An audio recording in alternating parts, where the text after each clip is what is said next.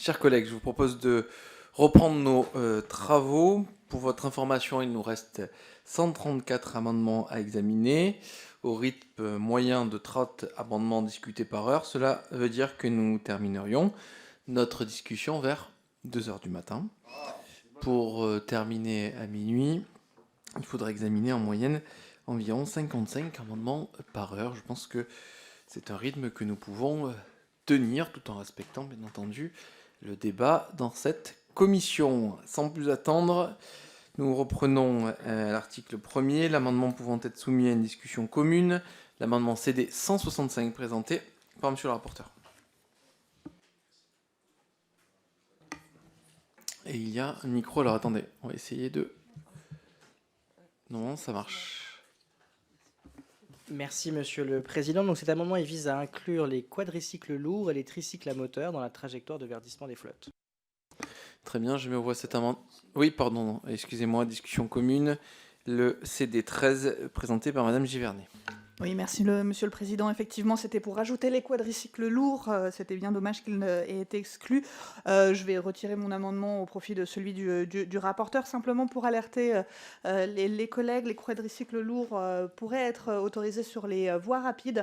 Ils ne le sont pas, alors que c'est le cas chez nos voisins européens. Et c'est vrai que c'est un frein pour leur développement. Si on veut pouvoir alléger nos flottes de notre parc automobile, ce serait un bien. Merci beaucoup. Très important d'avancer sur le sujet des quadricycles lourds, effectivement, au regard de la législation dans les autres pays. Monsieur le rapporteur. Et je proposerai, Madame Givernet, un retrait au profit de mon amendement qui intègre 2 dimensions au lieu d'une. Et c'est ce que Madame la députée a clairement dit aussi. Voilà. Donc, tout va bien. Je retire. Parfait. Je vais donc mettre au voie l'amendement CD 165. Qui est pour? Qui est contre? Il est adopté. Nous continuons avec des amendements pouvant être soumis à une discussion commune. Le CD 123 présenté. Je ne vois personne. Le 87. Pardon. Monsieur Padet, oui, effectivement. Monsieur Padet, vous êtes donc co-signataire de l'amendement CD 123. Donc si vous ne l'avez pas forcément en tête, vous pouvez dire défendu.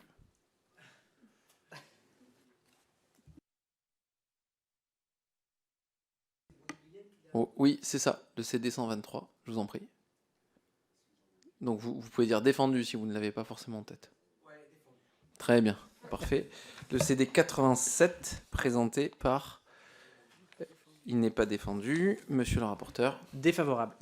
Je mets au voie cet amendement CD 87 qui est pour... Pardon, c'était le CD... Excusez-moi, le CD 123 qui est pour... Qui est contre? Il est rejeté. Nous continuons avec l'amendement CD 164. Donc je l'avais indiqué par monsieur le rapporteur. Je l'avais indiqué en introduction de nos débats. Cet amendement il vise à prévoir une trajectoire spécifique pour les loueurs de courte durée, avec un début à 5% et une augmentation de 5% par an, comme on en avait discuté avant la coupure. Merci. Dans cette discussion identique, dans cette discussion commune des amendements identiques, le CD 53 présenté par monsieur Grenon. Merci, Monsieur le Président. Cet amendement vise à exclure du dispositif de renouvellement des parcs automobiles les centrales de réservation. L'obligation d'une transition vers des véhicules à très faible émission dans le secteur des taxis et VTC se heurte à plusieurs défis de taille.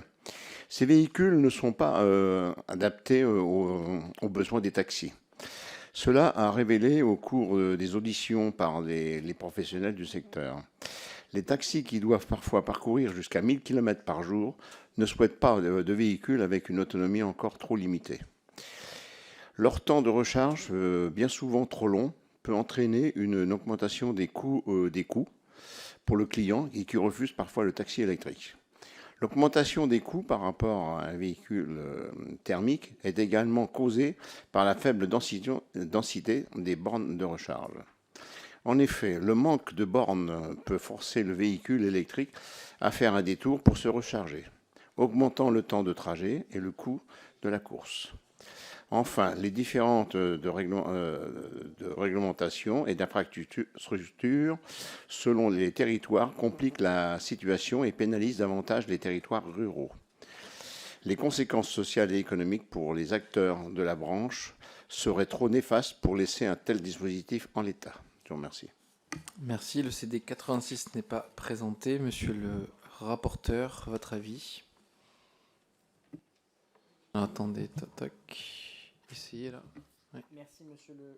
Merci, monsieur le Président. Donc, monsieur Grenon, votre amendement il vise à exclure de la trajectoire les taxis et les VTC, et c'est exactement ce que je propose avec mon amendement 164, qui est uniquement sur les loueurs de courte durée. Et donc, je vous proposerai un retrait au profit de mon amendement 164. Monsieur Grenon, votre volonté?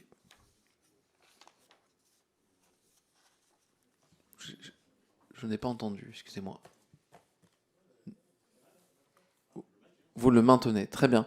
Je vais donc mettre aux voix l'amendement CD 164 de Monsieur Adam, qui est pour, qui est contre. Il est adopté, et j'imagine qu'il fait tomber les autres amendements qui suivent. Nous continuons avec le CD 50 présenté par Monsieur Bricou. Merci, Monsieur Jean-Louis. le Président. Donc, c'était un amendement qui vise à prolonger la possibilité de comptabiliser les véhicules hybrides rechargeables comme des véhicules verts jusqu'en 2028. Après, on passerait donc aux véhicules à faible émission. On connaît bien, en fin de compte, les limites des hybrides rechargeables, notamment sur les problèmes de poids, etc. Mais on estime que sur notre territoire, on n'a pas encore un maillage de bornes de rechargement suffisant pour accepter le véhicule électrique complètement, quoi. Donc c'est l'objet de cet amendement. Très bien, amendement identique, le CD 38, Monsieur Guy Bricou, Monsieur le député. C'est peut-être pas tout à fait identique. Cet amendement vise à accorder un délai plus important aux entreprises afin d'atteindre le seuil de 95% en 2035 au lieu de 2032. En effet, alors que la loi actuelle prévoit un objectif de verdissement de la flotte automobile des entreprises de 70% en 2030, il paraît prématuré d'imposer aux entreprises un verdissement de 95% de leur flotte automobile dès 2032. Alors, il s'agissait de l'amendement CD 38, donc effectivement qui n'était pas même que le précédent, mais on attaquait des amendements identiques. Défendu alors. Comme vous voulez. Défendu. Très bien. CD 74, il n'est pas présenté. Le CD 20 présenté par Monsieur le député Millienne. Oui, merci Monsieur le Président. On est là sur un point fondamental de ce texte, puisque non seulement on propose de durcir la trajectoire, mais aussi de rendre inéligible toute une part de véhicules qui peuvent utilement contribuer à la réduction de nos émissions, à tout le moins dans une phase transitoire. Je propose donc de rester dans le cadre de ce que nous avons voté il y a moins de 3 ans, en permettant aux véhicules hybrides d'être pris en compte dans la trajectoire de verdissement, dans la mesure où ils permettent de répondre à certains besoins auxquels ne répond pas l'électrique aujourd'hui. Passer uniquement aux véhicules très faibles émissions, c'est a priori renforcer l'impasse dans laquelle se trouve bon nombre des entreprises concernées aujourd'hui. Une nouvelle fois, en l'absence d'analyse précise sur cette impasse, il me semble totalement prématuré de restreindre encore le champ des possibles. Le mieux étant l'ennemi du bien, il peut s'appliquer à l'ensemble de ce texte, bien sûr, mais je pense qu'il est particulièrement pertinent sur ce point précis. Merci. Le CD 131 présenté par Monsieur le député Thiebaud. Oui, merci Monsieur le Président. L'argument est un peu le même. Surtout sur le fait, moi, un des gros sujets d'inquiétude aujourd'hui, c'est notamment la disponibilité, la possibilité que nous avons en termes de bornes rechargeables. Alors certes, il y a les milieux déjà ruraux sur lesquels on peut être amené à se déplacer. Moi, j'étais un gros rouleur dans ma carrière professionnelle. Quand j'allais faire mes tournées où j'allais voir des clients en Haute-Saône, je peux vous dire que c'était déjà des fois laborieux pour trouver une station-service. Donc, parce que déjà, c'était un territoire qui n'était pas forcément très dense en termes d'agglomération. Mais aujourd'hui, en termes de bornes rechargeables, c'est compliqué, d'autant plus qu'aujourd'hui, même dans des communes qui ne sont pas forcément en milieu très rural, moi j'habite dans la deuxième ville du Bas-Rhin, 36 000 habitants, il n'y a aucune borne rechargeable disponible en ville, hormis dans les tout récents parkings, enfin le récent parking même si je sais que la collectivité est très investie sur le schéma de mise en œuvre des bornes, aujourd'hui, l'émergence de ces bornes ne se feront que dans 2 ou 3 ans au mieux. Donc voilà, mon inquiétude, effectivement, sur ces gros rouleurs, qui, même si je comprends l'objectif et je l'entends, peuvent se retrouver en difficulté. Et pareil, les gens qui louent des voitures, je pense notamment aux gens qui quittent Paris, c'est souvent pour aller voir de la famille dans des territoires où il n'y a pas forcément servi en borne rechargeable. Donc voilà, c'est pour ça que je propose effectivement de réintroduire des véhicules aujourd'hui qui ont une raison d'être, que ce soit le biogaz ou le GPL, d'autant plus qu'en milieu rural, c'est vraiment une transition intéressante. Notamment, on a beaucoup de méthanisation. Je pense que là aussi, on a une énergie renouvelable qui est disponible au service des collectivités ou des habitants dans ces territoires et qui peuvent servir à cette transition. De toute façon, on a mis un seuil à 2035 pour les véhicules énergie fossile. Donc, je pense que par la trajectoire, le très faible émission, j'aurais pu l'entendre si on l'avait mis à 2027-2028. Mais là, ça me paraît encore un peu prématuré pour ma part. Voilà, c'est une interrogation plus sur effectivement la disponibilité aujourd'hui, notamment de pouvoir recharger ces véhicules. Monsieur le rapporteur, votre avis? Alors, pour vous répondre là-dessus, sur les biogaz, on est d'accord qu'ils ne sont même pas en faible émission. Donc, du coup, c'est un peu hors propos par rapport à ce que vous dites, parce que même si on restait sur le caractère faible émission, les biogaz ne sont pas considérés parce qu'ils émettent bien plus que 50 grammes de CO2 par kilomètre. Donc, je suis un peu surpris de l'argument, tout comme je suis surpris sur l'argument des bornes de recharge. Parce que vous dites qu'il n'y a pas assez de bornes de recharge, mais du coup, il faut laisser les hybrides rechargeables. Ce qui veut dire que vous assumez que les hybrides rechargeables vont être utilisés non pas en rechargeant de manière électrique, mais en utilisant la recharge par carburant, alors même que les études sont très claires sur le fait que des hybrides rechargeables qui ne sont pas rechargés émettent plus de gaz à effet de serre qu'un thermique. Et ça, ce sont les études qui datent d'il y a 15 jours de l'Union européenne, qui ont été faites à partir d'extraction des données des véhicules, sur les boîtes noires des véhicules, pour justement regarder quel est l'usage de ces véhicules hybrides rechargeables et qui montrent qu'un particulier qui acquiert un hybride rechargeable, il utilise l'hybride rechargeable de la manière la plus pertinente possible parce qu'il optimise ses ressources financières, donc il se charge dès qu'il peut au détriment de l'alimentation en carburant. À l'inverse, les flottes d'entreprises hybrides rechargeables sont celles qui émettent beaucoup plus que ce qui est prévu. Au lieu d'être à 40 grammes de CO2 par kilomètre, ils sont à plus de 136 grammes. Ce n'est pas moi qui le dis, c'est une étude européenne. Je crois que depuis tout à l'heure, M. Millienne, vous n'arrêtez pas de dire qu'il n'y a pas d'études sur ces sujets. Là, il y a une étude sur le sujet et pourtant, vous allez de la manière la plus opposée possible au sujet des hybrides rechargeables, alors que pour le coup, on sait que c'est un non-sens écologique. Il vaut mieux avoir des thermiques que d'avoir des hybrides rechargeables. Donc je serai évidemment contre l'ensemble de ces amendements qui visent à restreindre le champ d'application de la loi aux véhicules très faible émission, parce que je pense que c'est là qu'est le chemin pour notre transition écologique. Monsieur Thiebaud, monsieur Le Seul. Oui, pour réagir, on a déjà mis en place une trajectoire il n'y a pas si longtemps que ça, et aujourd'hui on voit que les constructeurs se sont pleinement mis sur cette trajectoire. Alors c'est vrai que ça a pris plus de retard qu'on l'entend. Le sujet des réseaux hybrides rechargeables, je l'entends l'argument, et je suis assez d'accord avec. Mais le constat aussi, c'est que les hybrides rechargeables, on en a quasiment plus en neuf sur le marché. Aujourd'hui, la majorité des hybrides qui sont sur le marché, c'est le couple effectivement moteur. On n'a pas besoin forcément de les recharger. Donc, sur ce sujet-là, c'est pour ça que moi, ce qui m'inquiète, c'est la temporalité. Comme je vous l'ai dit, le très faible émission, je l'entends, et j'avoue, je peux être favorable. Pour moi, la temporalité qui est fixée là, qui vient changer déjà une trajectoire qui a été définie, qui a été mise en place, que nous avons définie ensemble il n'y a même pas 5 ans, puisque la loi L'Homme a été votée en 2018, on a refait la loi Climat et Résilience en 2020, on remet un coup. Voilà, je pense qu'à un moment donné, il y a aussi ce sujet de visibilité et de lisibilité pour les opérateurs et les acteurs qui est nécessaire. La transition est une transition nécessairement, puisqu'on vient changer un modèle vieux de 70 ans, si ce n'est plus de quelques centenaires. Il faut lui laisser aussi un peu le temps aussi d'émerger. Et moi, ma crainte, c'est d'importer des véhicules qui sont très loin de ce que nous a fixé en termes environnemental et transition écologique. Voilà, c'est pour ça que moi, je pense qu'il y a un sujet, Merci. à la limite, peut-être à s'entendre sur une trajectoire peut-être moins forte. Merci, monsieur Le Seul, monsieur Bricou. Oui, brièvement, je voudrais y voir clair, puisqu'on est dans une discussion commune, mais en fait, on a deux amendements qui sont de nature différente. Et donc, l'amendement de notre collègue Bricou nous propose de réintégrer des hybrides jusqu'en 2028.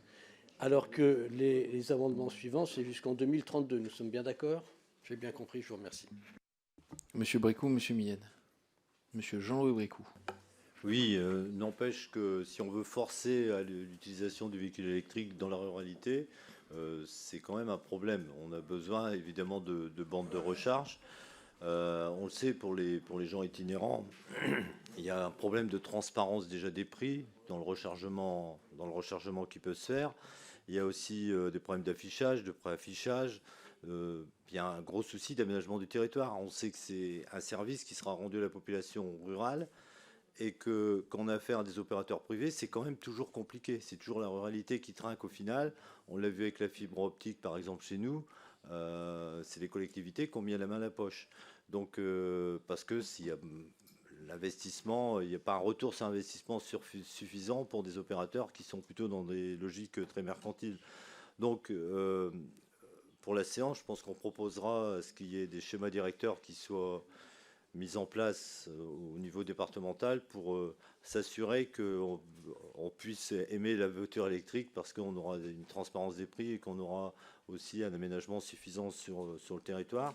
Et effectivement, on est dans un problème de temporalité. Là, l'amendement, il propose quand même de juste décaler jusqu'en 2028 pour laisser le temps aux gens de s'habituer aux véhicules électriques, malgré qu'on puisse connaître les limites, en fin de compte, des véhicules rechargeables. Merci. Monsieur Millen. Oui, merci, Monsieur le Président. Monsieur Adam, moi, je veux bien que vous remettiez en cause ce que je dis, mais enfin, contrairement à la combustion de produits pétroliers, le biogaz récupéré de la digestion organique est considéré comme étant CO2 neutre. Donc, par le fait même, il ne contribue pas à l'augmentation des gaz à effet de serre. Ça, c'est première chose. Deuxième chose, en transition écologique, il y a transition. Moi, je veux bien que vous passiez directement à 2035, mais vous irez vous expliquer avec les gens qui ne peuvent pas le faire. Au bout d'un moment, vous ne voulez pas admettre que votre proposition de loi est totalement irréaliste en termes d'objectifs.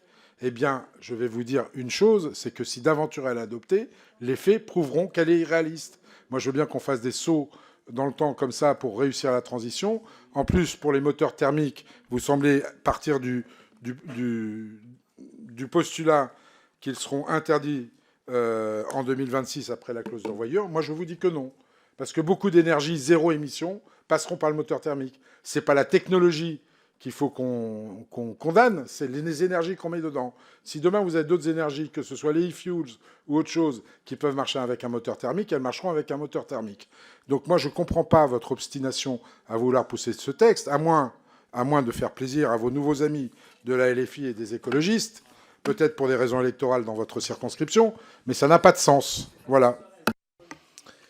Monsieur le rapporteur. Oui, merci, Monsieur le Président. Donc, pour répondre sur les différents sujets qui ont été abordés, les hybrides simples, Monsieur Thiebaud, vous parliez des hybrides simples, elles ne sont pas non plus considérées dans les véhicules faibles émissions. C'est considéré comme des véhicules qui émettent beaucoup plus, et donc elles ne sont même pas dans le périmètre des véhicules qui émettent moins de 50 grammes de CO2 par kilomètre. S'il vous plaît, Ensuite, Monsieur le député. Vous parliez de la transparence sur les prix des stations, Monsieur Jean-Louis Bricou. Vous n'étiez pas là quand j'ai répondu à l'interpellation de Monsieur Guy Bricou sur les propos introductifs, où j'indiquais qu'il y a une réglementation européenne qui arrive en application là, le 13 avril. Donc, c'est pas dans X... Non, c'est pour le fait que toutes les bornes de recharge qui seront installées en France à partir du 13 avril auront des terminaux de paiement électroniques, donc avec un paiement par carte bleue, et qu'elles devront avoir l'affichage en transparence du prix. Donc, oui, bien sûr. C'est toutes les bornes de recharge au-dessus de 50 kW. Ça arrive à partir du 13 avril, toutes les nouvelles qui seront installées. Je voudrais aussi vous rappeler également que sur toutes les stations-service, notamment en ruralité, il y a eu un plan de financement de l'État qui est en cours pour l'installation de bornes de recharge électriques sur ces stations-service et qui s'ajoute effectivement à une planification que nous devons faire sur l'installation des bornes de recharge, sur les routes départementales et nationales, et aussi en milieu urbain, parce que vous citiez la ruralité, mais il y a aussi des zones blanches en hyper-cœur de ville sur les bornes de recharge rapides. Ce n'est pas le cas sur toutes les bornes, mais sur les bornes de recharge rapides qui correspondent bien à un certain nombre de besoins, effectivement, on a des zones blanches, et c'est pour ça qu'il faut qu'on les traite.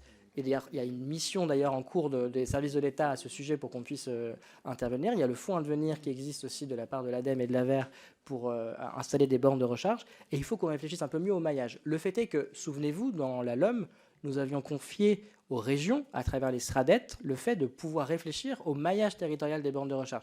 Force est de constater, 6 ans après, que nous ne sommes pas à la hauteur sur ce sujet de la part des régions. Ensuite, sur les biogaz, Monsieur Millienne, juste moi, ma loi, elle se fixe sur la réglementation que nous avons fixée dans la climat et résilience sur les faibles émissions et les très faibles émissions. Si le biogaz émet moins de 20 grammes de CO2 par kilomètre, il sera intégré dans la réglementation. Vous avez beau dire que c'est neutre en carbone, le fait est que ça émet plus de 20 grammes de CO2 par kilomètre. Que les industriels prouvent que ça fait moins de 20 grammes, et ils seront automatiquement autorisés dans le périmètre de la loi sans rien changer, puisque je ne choisis pas le véhicule électrique, moi je choisis les véhicules très faible émission qui émettent moins de 20 grammes de CO2 par kilomètre. Ensuite, vous parlez de la trajectoire. Je voudrais juste vous rappeler que la part de marché sur les ventes de véhicules neufs électriques en 2023, c'est 18%. Je propose que ma trajectoire soit pas en 2024 à 20%, mais en 2025 à 20%. Je pense que vous ne pouvez pas vous-même définir qu'en 2025, la part de marché des ventes de véhicules neufs électriques à batterie sera inférieure à 20%. Je pense que même... si, je pense qu'on peut assez facilement affirmer qu'elle sera à plus de 20% en 2025, compte tenu de la progression annuelle qu'il y a sur ces éléments-là. Ensuite, pour revenir sur la clause de revoyure européenne, encore une fois, moi, je viens de l'indiquer, je suis dans une neutralité technologique. Effectivement, il y a le sujet des e-fuels et des carburants synthétiques, comme on les appelle. Et c'est d'ailleurs pour ça qu'il y a une réglementation européenne qui a prévu cette clause de revoyure. Ils seront considérés comme véhicules très faible émission si jamais ils arrivent à prouver un certain nombre de choses, et elles seront du coup intégrées complètement dans la trajectoire. Donc il n'y a pas besoin de faire croire à tout le monde que la trajectoire elle est horrible. Je rappelle simplement qu'en 2030, la plupart des constructeurs automobiles présents sur le territoire européen n'auront plus que des véhicules électriques. Et donc, finalement, quand ma proposition de loi propose qu'il n'y en ait que 1 sur 2 qui soit électrifié en 2030, je pense que ce sera largement en dessous du marché. Et c'est pour ça que cette trajectoire, elle est raisonnable, quand bien même ce que vous pouvez en dire. Rapidement, Monsieur Millan, histoire qu'on puisse avancer. Monsieur Adam, je ne sais plus comment argumenter avec vous. Enfin, une loi, ça ne se fait pas sur des tableaux Excel et des chiffres qui sont totalement déconnectés de la réalité. Je suis désolé de vous dire ça. Aujourd'hui, dans beaucoup de pays européens, il y a un recul justement des immatriculations des véhicules électriques pour plein de problèmes dont on a déjà parlé. La réparabilité des véhicules, le coût de l'énergie aux bornes de recharge. Dans certains départements français, je vais peut-être vous l'apprendre, mais les gens rendent leur véhicule électrique parce que les recharges sont trop chères. 120 € pour 300 km, monsieur Adam, c'est beaucoup plus que ce qu'on peut faire avec un diesel de catégorie 1. Donc les gens rendent leur véhicule électrique pour acheter. On a plein d'autres problèmes à régler en termes d'infrastructure avant d'emmerder les entreprises, je vous le garantis. Donc commençons par ça, commençons par l'affichage, parce que c'est bien l'affichage à partir de dans pas longtemps, là, d'avril 2024, mais ça ne concerne que les nouvelles bornes de recharge. Ça ne concerne pas les anciennes. Alors vous savez que les collectivités locales, et c'est normal, elles appliquent le prix de la recharge électrique plus le prix de la place de parking, d'accord, que vous occupez pendant ce temps-là, et on arrive à des factures de 120 € pour 300 km. Eh bien ça, c'est pas tenable pour l'électrique. Si vous voulez pas le voir, c'est votre problème. Je vais donc mettre aux voix l'amendement CD 50 de Monsieur Jean-Louis Bricout. Qui est pour ?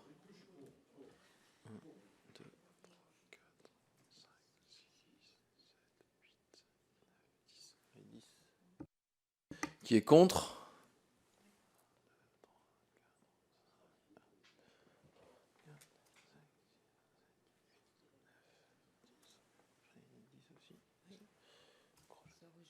Rejeté. Amendement identique. Je mets aux voix ces amendements identiques. Qui est pour ?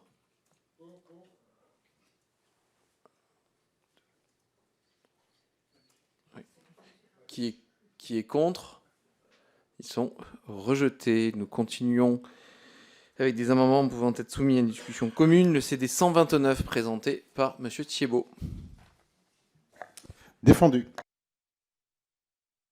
Le 75 n'est pas présenté. Monsieur le rapporteur, votre avis ? On vient d'avoir la discussion en parallèle sur le sujet précédent, parce que ça concerne les biocarburants, donc avis défavorable. Je mets aux voix cet amendement. Qui est pour ? Qui est contre ? Il est rejeté. Nous continuons avec le CD. Alors, le CD 160. Alors, je vois pas le CD 35. Il a été retiré, c'est ça ? Je n'ai pas le... Oui, il n'est pas prêt. Pardon. Juste m'assurer que le CD 35 est dans l'alias, mais je ne le vois pas. Le CD 35, donc de toute manière, M. Bonny n'est pas là. Le CD 173 présenté par M. le rapporteur. Oui, merci beaucoup. Donc ça vient traduire concrètement le fait que la trajectoire est décalée d'une année et que l'objectif de 20% qui était initialement dans la loi prévue pour 2024 est décalé à 2025. Très bien, monsieur le député Bricou, votre avis. Pardon, votre avis, non. La présentation de votre amendement. Avis identique, la même chose que M. Adam. Il est d'accord. Il est favorable Pour une fois, puisque je suis c'est le favorable. même amendement. On est d'accord. Monsieur le rapporteur, j'imagine que votre avis sur cet Avis amendement... défavorable. Avis favorable, pardon. Favorable, très bien. Je vais donc mettre aux voix ces amendements identiques. Qui est pour ? Qui est contre ? Amendement adopté. Nous continuons avec le CD 132 présenté par Monsieur Thiebaud. Oui, donc le présent amendement ici présent vise à supprimer les objectifs intermédiaires de renouvellement des parcs automobiles entre 2024 et 2027. Comme je disais, c'est surtout un sujet de temporalité et il me semble nécessaire effectivement de donner un peu plus de temps déjà par rapport à la trajectoire qui est en place aujourd'hui et de décaler dans le temps, et notamment pour permettre aux entreprises et à l'ensemble des acteurs de pouvoir être prêts justement à ça. Et je pense que 3 ans, c'est pas non plus énorme, mais je comprends les enjeux de transition écologique, mais à un moment donné, il faut aussi être pragmatique et réaliste par rapport à la réalité du terrain. Monsieur le rapporteur. Je pense que la rédaction que je propose est pragmatique et réaliste, et j'aurai l'occasion avec les amendements 174 et 175 de pouvoir y revenir. Et donc je ne souhaite pas un moratoire sur l'objectif à 20% de 2025 à 2027. Non, mais l'idée, c'est de maintenir la trajectoire de 20% pendant 3 ans. Donc c'est un moratoire. On reste sur la trajectoire à 20%. Je suis défavorable parce que je pense qu'on a besoin de demander au secteur de faire un peu plus d'efforts chaque année, ce qui correspond aussi au fait que l'offre de véhicules se renforce, que le prix des véhicules électriques va atteindre la parité par rapport aux véhicules thermiques à horizon 2027-2028, et qu'ainsi, c'est raisonnable de demander cet effort et cette progression chaque année. Je vais donc mettre aux voix cet amendement CD 132 qui est pour. 2, 3, 4, 5, 6, 7, 8, 9. Qui est contre ? Il est rejeté. Nous continuons avec le 174, monsieur le rapporteur.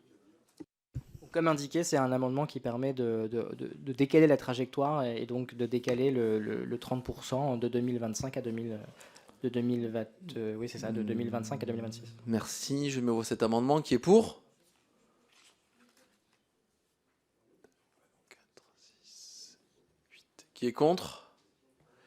Il est adopté. Le 175, monsieur le rapporteur. Même idée. Je le mets aux voix qui est pour. Qui est contre ? Il est adopté. Amendement identique, le 176, présenté par monsieur le rapporteur. C'est la même idée cette fois pour l'année 2027. Amendement identique. Et là, je vois des voies de convergence avec monsieur Thiebaud. Le 143. Monsieur Thiebaud. Défendu. J'imagine que vous êtes favorable, monsieur le rapporteur. Je vais donc mettre aux voix ces amendements identiques avec avis favorable du rapporteur. Qui est pour ? Qui est contre ? Ils sont adoptés. Nous continuons avec le 140 présenté par monsieur Thiebaud. Il est totalement défendu.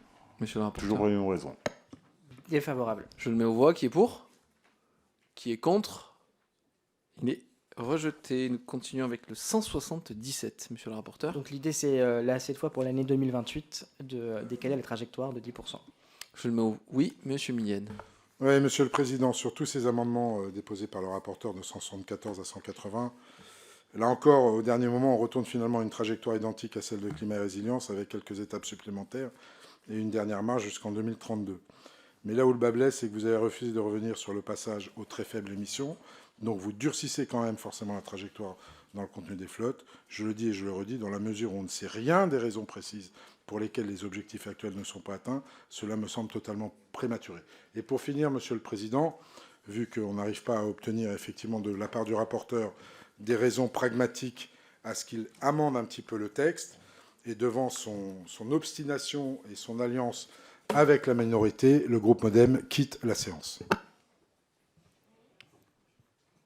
Eh bien, écoutez, c'est un choix qui vous appartient. En tout cas, sachez que vous pouvez revenir quand vous le souhaitez, en sachant que il y a dans cette commission, vous le savez, un esprit très ouvert au débat et donc on regrette que vous quittiez cette salle. Monsieur le rapporteur, ce que je vous propose, c'est de mettre aux voix cet amendement CD 177 qui est pour, qui est contre, il est adopté. Nous continuons avec le 178. Donc cette fois, nous parlons de l'objectif en 2029. Je le mets aux voix, qui est pour, qui est contre, adopté. Nous continuons avec des amendements identiques. Le 179, monsieur le rapporteur. C'est la même chose, cette fois pour l'année d'après. Très bien, amendement de monsieur Thiebaud.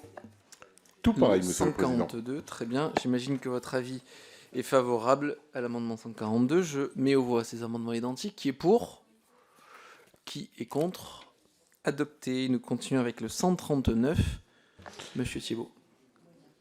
Oui, pareil, dans le cas de cet amendement, c'est toujours dans le même sujet, c'est donner un peu plus de temps dans la trajectoire, donner un petit peu de temps d'adaptation, même si on conserve après les ambitions qui sont portées pour notamment 2030. Monsieur le rapporteur. J'aurais un avis défavorable parce que je pense que c'est important de continuer la trajectoire. Bon, l'idée, c'est d'atteindre 90% en 2032, c'est l'amendement 180 qui est juste après. En considérant que, comme je l'ai dit à plusieurs reprises, à partir de 2030, les constructeurs automobiles indiquent qu'ils n'auront plus que des véhicules électriques. Et donc, pour le coup, autant j'entends l'argument qui consiste à dire en début de période, il faut être raisonnable. Et c'est d'ailleurs pour ça qu'on a pas mal d'éléments quand même dans la loi, et notamment d'amendements que je propose ce soir qui permettent de clarifier, de préciser ces points. Ce qui permet aussi de répondre à M. Millienne, comme quoi je serais dans la capacité d'écouter. J'ai l'impression d'avoir déposé beaucoup d'amendements justement pour essayer d'atterrir et de faire en sorte de créer du consensus et que tout cela soit raisonnable, proportionné et en adéquation avec les capacités du marché et des usines. Voilà, force est de constater que je ne l'ai pas convaincu lui, mais bon, c'est comme ça, ça arrive. Et voilà, en tout cas, pour en venir à votre amendement, j'aurais un avis défavorable. Vous le retirez, et puis on a un petit espoir en voyant arriver monsieur Millienne. Quel dommage. Non, mais... Nous continuons avec le 180. Monsieur qui a été défendu, du coup. Qui a été défendu, je le mets aux voix. Qui est pour? Je le mets aux voix. Qui est pour? Qui est contre? Il est adopté. Nous continuons avec le 181. Alors attendez, parce que Bon, c'est le 7. Hein. Il fait sans doute tomber le 7, mais je n'ai pas le 7 dans ma liasse. Non, il vient après en fait. D'accord, il vient après. Parfait.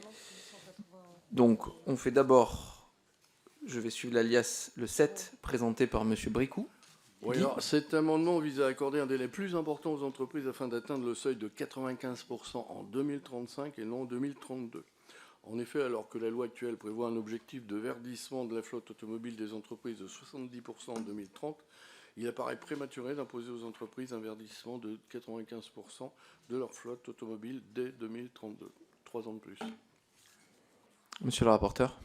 Alors j'aurai un amendement qui répond en partie à votre sujet, mais pas complètement, je l'entends, où je vais substituer 95% de la proposition initiale en 90% en 2032, et ce 90% restera jusqu'à 2035, puisque après la réglementation sur l'interdiction des véhicules thermiques rentrera en ligne de compte. Donc c'est un peu moins votre amendement est un peu moins ambitieux, mais du coup je préfère celui que je proposais pour avoir une trajectoire cohérente et linéaire, ce qui est aussi demandé par les acteurs d'avoir une trajectoire linéaire. Aussi, j'aurai un avis défavorable sur le 7 au profit du 181.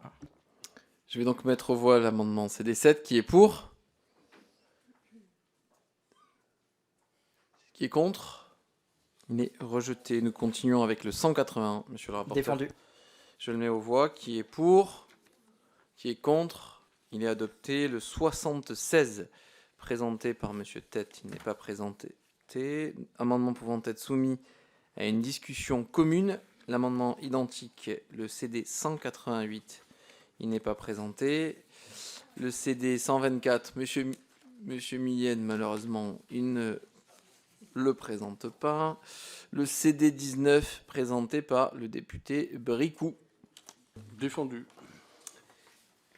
Nous continuons avec le CD 99 dans cette discussion commune, présenté par le député Villedieu. Alors attendez, on va couper le micro. Allez-y, c'est bon. Merci, Monsieur le Président. Bon, je vais faire très court, hein. Cet amendement, il vise à exclure les véhicules utilitaires légers du dispositif, car on le sait, hein, je pense que c'est pas, on n'a pas besoin d'épiloguer là-dessus, hein. Aujourd'hui, l'offre n'est pas suffisamment large pour permettre aux entreprises d'avoir des véhicules utilisables en toutes circonstances. Monsieur le rapporteur.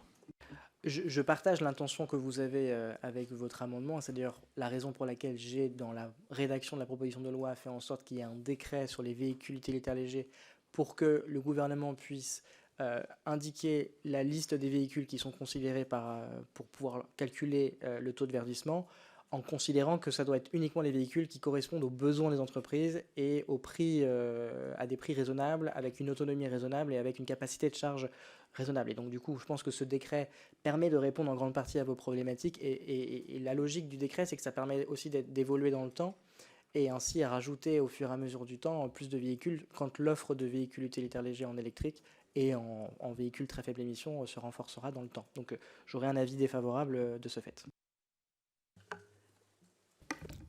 Monsieur Villedieu.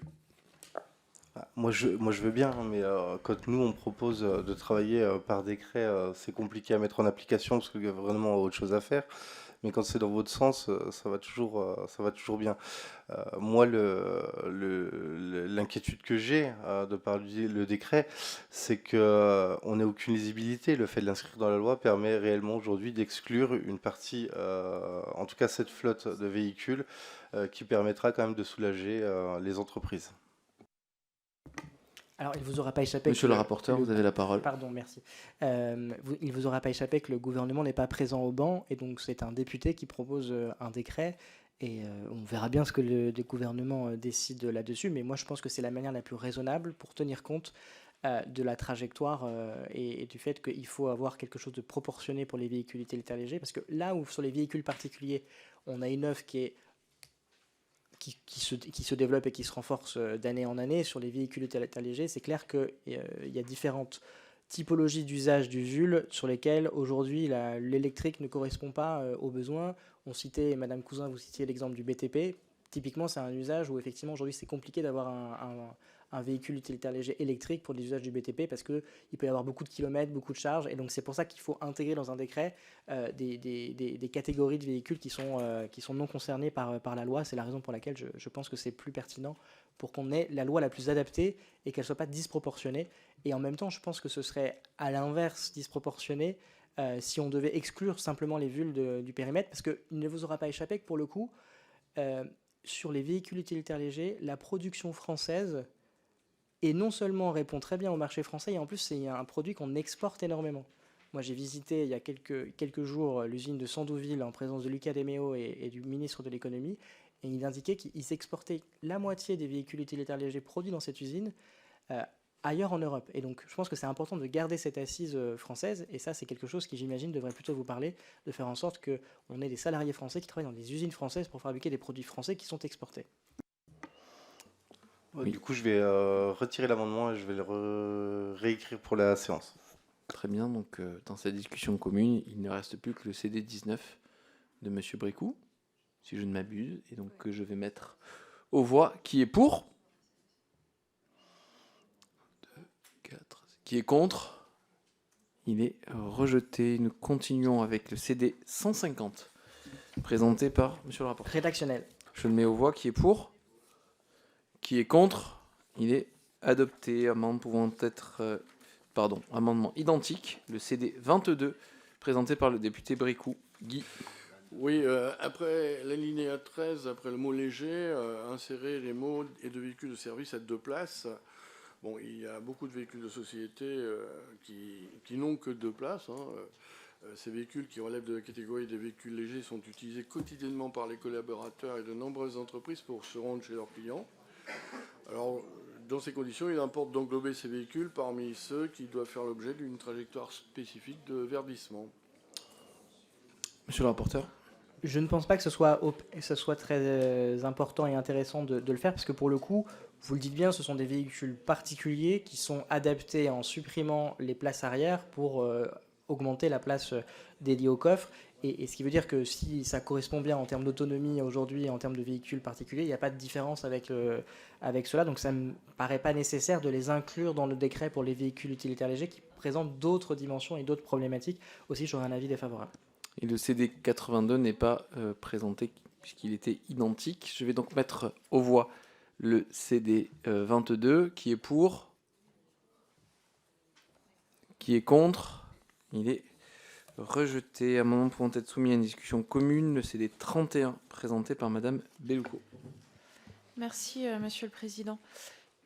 Par cet amendement, nous proposons de préciser quand même un petit peu les exceptions pour les véhicules utilitaires légers. Effectivement, on propose que soit inscrit dans la loi directement que les exceptions porteront vraiment pour les véhicules qui sont réellement plus coûteux ou pour les catégories de véhicules pour lesquels l'offre est réellement restreinte et pour lesquels les entreprises se retrouveraient effectivement dans l'impossibilité de respecter la trajectoire par défaut d'offre. Mais en fait, l'idée, c'est de préciser dans la loi un cadre pour le décret. Le CD 66 présenté par Monsieur Le Seul. Merci, Monsieur le Président. Comme l'a dit ma collègue Lisa Bellouco, nous souhaitons compléter l'alinéa 13 qui renvoie à un décret. Ça a été déjà dit tout à l'heure, c'est bien de renvoyer par un décret, mais là nous souhaiterions quand même un peu encadrer ce décret en précisant les conditions dans lesquelles une catégorie de véhicules utilitaires légers peut être légitimement écartée par le gouvernement et pour assurer un caractère temporaire des éventuels régimes d'exception sur ces catégories. Donc c'est vraiment ce sont deux amendements rédigés un peu différemment, mais qui visent à encadrer le décret.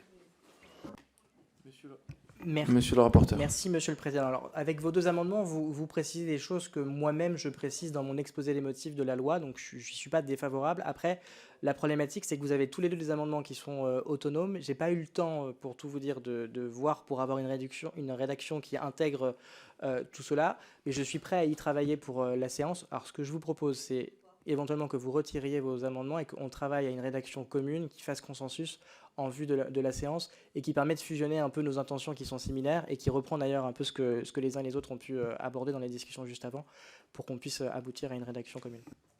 Monsieur Le Seul. Oui, Madame Bellouco considérait que ma rédaction était meilleure à la sienne et très honnêtement, moi je trouvais que la sienne n'était pas plus mal que la mienne. Et donc, à titre personnel, j'accepte votre proposition, Monsieur le rapporteur. Donc, Monsieur Le Seul retire l'amendement. Madame Bellouco. Je suis aussi d'accord pour retirer et que nous retravaillons à trois ces éléments-là. Très bien. Amendement retiré. Nous continuons avec des amendements pouvant être soumis à une discussion commune. Le 170, Monsieur le rapporteur. Alors, on arrive enfin au sujet pour mettre en place un bonus pour les véhicules qui font l'objet d'un éco-score. Alors, pour rappel, pour ceux qui ne sont pas experts de l'éco-score, il a été développé par le gouvernement une manière de valoriser les véhicules qui ont un impact environnemental plus favorable. Donc, c'est le fameux éco-score. Il était initialement conditionné pour bénéficier du bonus, mais le bonus a été supprimé pour les véhicules d'entreprise depuis la mi-février. Et donc, il faut essayer d'adapter la loi par rapport à cette réalité. Et donc, l'idée naturelle qui découle, c'est de valoriser ces véhicules qui bénéficient d'un éco-score, donc plutôt les véhicules qui sont fabriqués en Europe et en France, avec des conditions environnementales très fortes. Et donc, c'est ce que propose mon amendement, avec l'idée qu'on puisse avoir un bonus de 20% pour les véhicules qui bénéficient d'un éco-score. Amendement CD 33, présenté par Madame Bellouco. Merci. Je vais me permettre de présenter, si vous le voulez bien, Monsieur le Président, le CD33 et le CD34 en même temps. Je vous en prie. Car ils ont exactement le même objet et ils diffèrent un tout petit peu dans leur rédaction. Mais leur objet est de laisser la possibilité de fixer par décret une obligation de verdissement qui serait complémentaire à l'obligation du texte et qui introduirait, comme le propose le rapporteur, la notion d'éco-score ou score environnemental qui prend en compte non pas seulement les émissions de CO2, mais également les modes de production, la masse du véhicule, le lieu de production, enfin tout un tas de caractères complémentaires favorables à l'environnement. Notre proposition, c'est de fixer ça par décret, et c'est que ce soit un objectif supplémentaire à la trajectoire proposée par le texte, sans que cet objectif soit obligatoire. C'est plutôt une proposition d'aller plus loin que peut fixer l'État par décret pour pour faire un premier test sur l'opérabilité ou l'opérationnalité plutôt de l'éco-score ou du score environnemental. Merci. Nous allons continuer avec le CD 65 présenté par Monsieur Le Seul. Merci, Président. Oui, je partage les propos qui viennent d'être tenus à la fois par le rapporteur et par ma collègue Bellucco. J'insiste sur un point, c'est que, et nous l'avons dit, nous avons été plusieurs à le dire lors de la discussion générale, il nous est absolument indispensable pour donner à la fois corps et ambition à ce texte de tout faire pour assurer un soutien à la filière industrielle automobile française et plus largement européenne, et ne pas se mettre dans une dépendance notamment asiatique sur les moteurs électriques et plus largement sur l'ensemble du véhicule. Et donc voilà, je nous appelle collectivement à voter ces amendements, j'ai presque envie de dire, quelle qu'en soit la rédaction, puisque c'est bien l'ambition qu'il nous faut partager à ce niveau-là. Je vous remercie. Merci. Nous continuons avec donc des amendements identiques. Comme vous l'avez bien dit, Madame Bellucco, le 34 a été présenté. Le 56, présenté par Monsieur Carrière. Merci, Monsieur le Président. Il s'agit là aussi donc d'un amendement qui vise à défendre l'introduction de sous-quotas environnementaux dans le renouvellement du parc automobile des grandes entreprises. Vous le savez, à la France Insoumise NUPES, nous ne sommes pas pour la politique du tout-voiture. En effet, en l'état actuel des choses, le prétexte environnemental dans l'industrie automobile ne fait qu'augmenter le poids des véhicules. Donc nous diront que c'est parce qu'il y a plus de capteurs, de réducteurs de pollution et que les voitures électriques sont plus lourdes. La réalité, c'est que les véhicules pèsent en moyenne 30% plus lourds aujourd'hui qu'en 1990. Et c'est à cause de la volonté permanente d'avoir des véhicules plus gros et plus confortables. Mais où est la cohérence d'avoir un véhicule de 2 tonnes quand on sait que c'est pour transporter 1,3 passagers en moyenne? Il est donc nécessaire que ceux qui sont à l'origine de la mise sur le marché de 60% des véhicules neufs chaque année soient contraints de prendre en compte des arguments de poids et d'empreinte carbone dans le renouvellement de leur parc. Sans cette inscription dans la loi, les effets seront les mêmes, aucun changement. Par cet amendement donc, le business as usual visant à acquérir des SUV qui se revendent bien plus cher que les citadines ne pourra donc pas continuer. Monsieur le rapporteur, votre avis sur ces amendements en discussion Donc, commune? comme je le disais, effectivement, comme vous le précisiez aussi, Monsieur Le Seul, on a tous la même intention, on a des rédactions qui sont légèrement différentes. Donc voilà, j'ai un avis favorable sur tous les amendements. Et après, comme le mien arrive en priorité, c'est peut-être celui-ci sur lequel nous aurons à nous exprimer et qui me paraît peut-être dans la rédaction le plus en adéquation avec les besoins légistiques de notre Assemblée. Très bien, je vais donc mettre aux voix l'amendement CD 170 qui est pour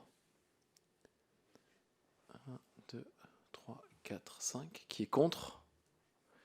Il est adopté et il me semble qu'il fait tomber les amendements de la discussion commune. Nous continuons avec le CD 67 présenté par Monsieur Le Seul.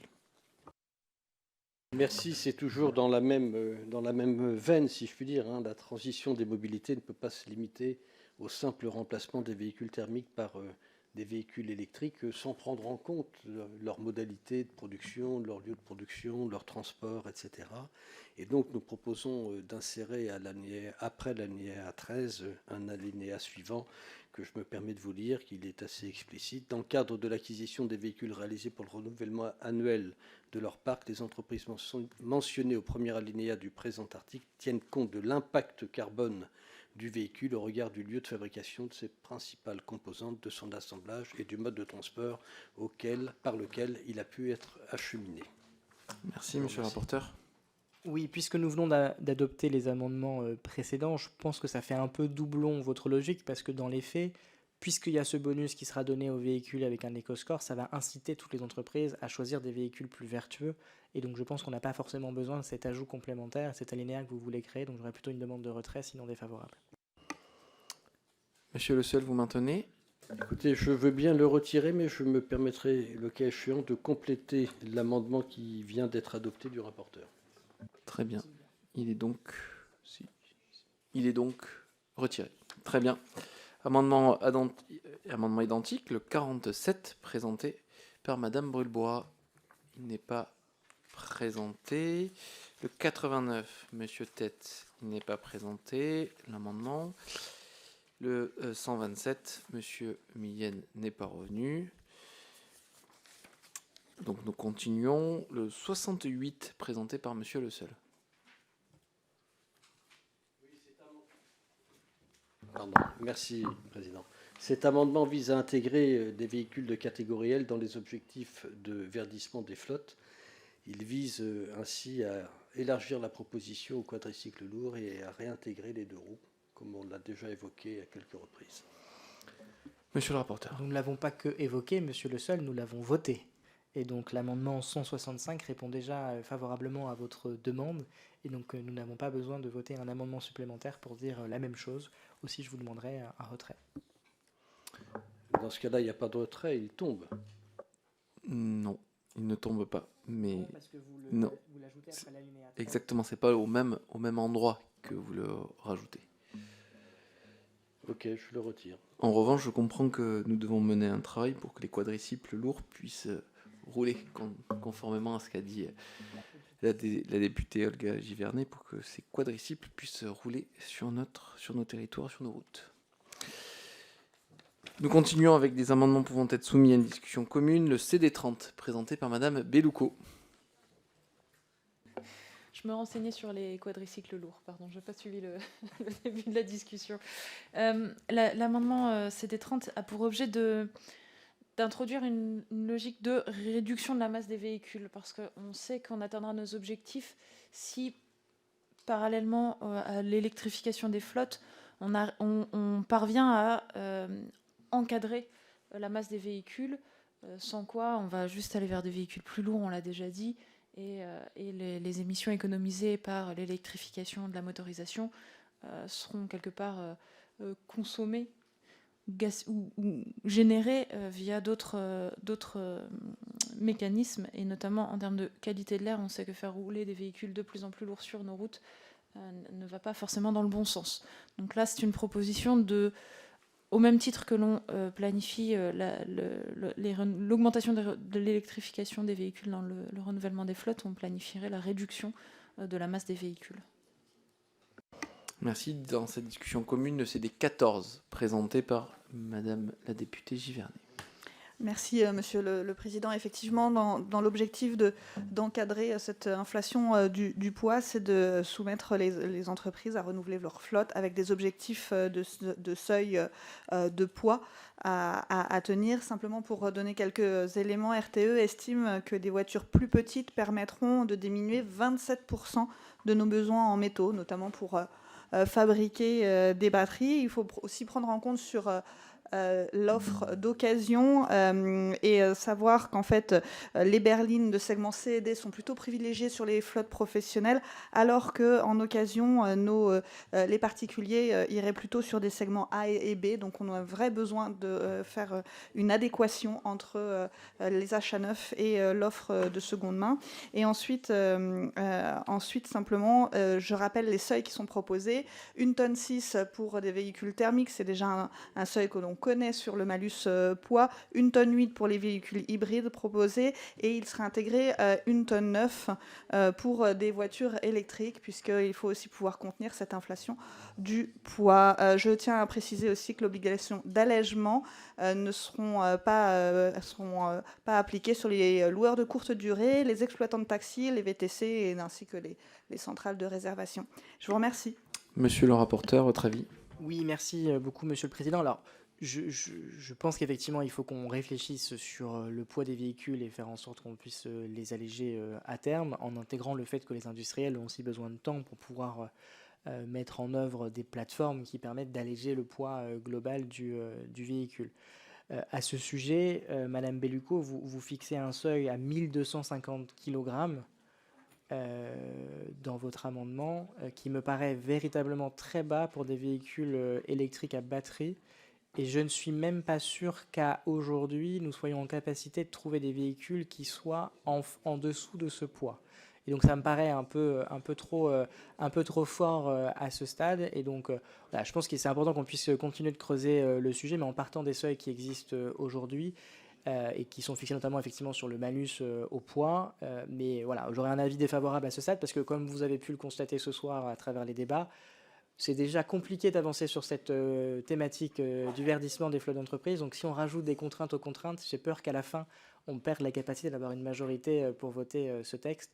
Et autant je pense que ça pourrait avoir du sens, mais dans quelques années, en intégrant, voilà, peut-être dans quelques années cette problématique-là, mais à ce stade, je pense qu'il faut se concentrer sur le verdissement et pas forcément tout de suite rentrer sur la thématique du poids. Madame Belloco. En fait, on est parti sur la masse moyenne des véhicules actuellement en circulation, mais du coup qui est faible pour des véhicules électriques. Disons que c'est plutôt un amendement d'appel et qu'il faut bien avoir à l'esprit que le poids du véhicule, la masse du véhicule plutôt, a un rôle prépondérant dans son impact environnemental et qu'il faudra penser à y travailler aussi. Ceci étant dit, c'est aussi une donnée qui est embarquée dans l'éco-score ou score environnemental. Et donc, avancer déjà sur l'éco-score est un bon premier pas dans cette voie-là. Et je veux bien le retirer. Il est retiré, Madame la députée. Si défavorable, quoi qu'il ait. Je vais retirer et je me propose de pouvoir en rediscuter en hémicycle. Très bien. Monsieur le rapporteur, rapidement. Pour réagir là-dessus, je constate malgré tout que dans les prises de parole des dirigeants d'entreprises, notamment de véhicules électriques, ils ont quand même à l'esprit de travailler sur le poids, parce que ça permet, sans augmenter la taille des batteries, de pouvoir optimiser le coefficient de traversée dans l'air, etc. Et donc c'est quand même des sujets sur lesquels j'ai l'impression qu'ils sont présents, ils essayent de travailler. Il y a eu encore des déclarations très récentes de Carlos Tavares qui disait que ça ne sert à rien de mettre des batteries de 100 kW sur un véhicule parce que le surcoût de la batterie fait que ça consomme beaucoup plus, donc le gain supplémentaire d'autonomie n'est pas très fort. Voilà, je pense qu'il faut essayer de travailler à une manière d'atterrir sur tout ça. Mais là, je pense que les rédactions actuelles sont peut-être un petit peu trop ambitieuses pour qu'on puisse arriver à ce stade. Madame la députée Givernet. Oui, je voulais simplement préciser pour justement, avec l'électrification, il y a une tendance aussi à augmenter ces gammes dans les catalogues pour inciter à la transition, ce qui rajoute à l'inflation du poids. Donc je pense qu'il faut le prendre en compte et vraiment lancer le signal qu'il faut stopper cette inflation. Très bien, nous continuons avec le CD 167 présenté par monsieur le rapporteur. Oui, donc là, c'est une mesure, un amendement que je propose par rapport aux loueurs de longue durée, parce que si on renforce les obligations pour les entreprises, elles pourraient être incitées à verdir leur flotte en propre, mais du coup acquérir auprès de loueurs des véhicules thermiques. Et donc il faut s'assurer qu'on ait un équilibre entre les uns et les autres, et c'est pour ça que je propose d'encadrer l'écart autorisé entre la part des véhicules acquis en propre et la part qui est louée, pour qu'on évite d'avoir cet effet d'évitement, puisque les sanctions reposent sur le propriétaire du véhicule et pas forcément sur l'utilisateur. Je vais donc mettre au voie cet amendement CD 167. Qui est pour?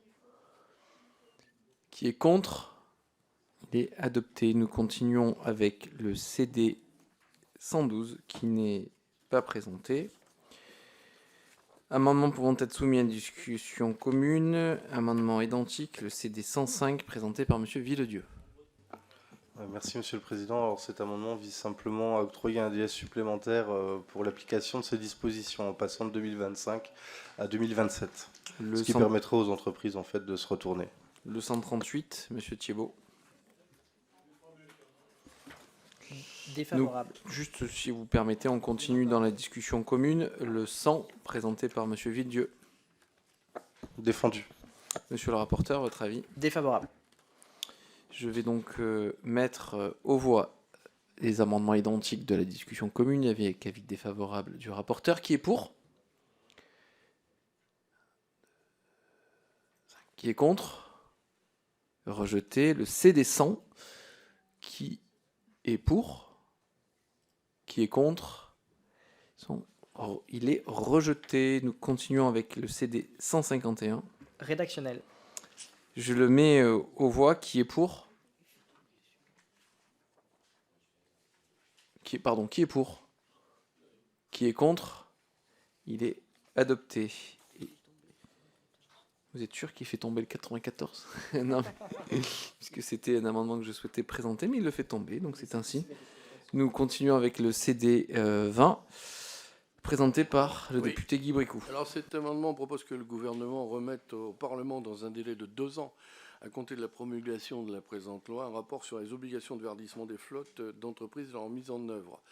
Ce rapport évalue notamment l'adéquation de la trajectoire de verdissement au déploiement du réseau de bornes de recharge qui pour l'instant est nettement insuffisant, mais aussi à l'offre de véhicules à très faible émission disponibles et adaptés aux besoins et aux contraintes d'organisation des entreprises. Monsieur le rapporteur.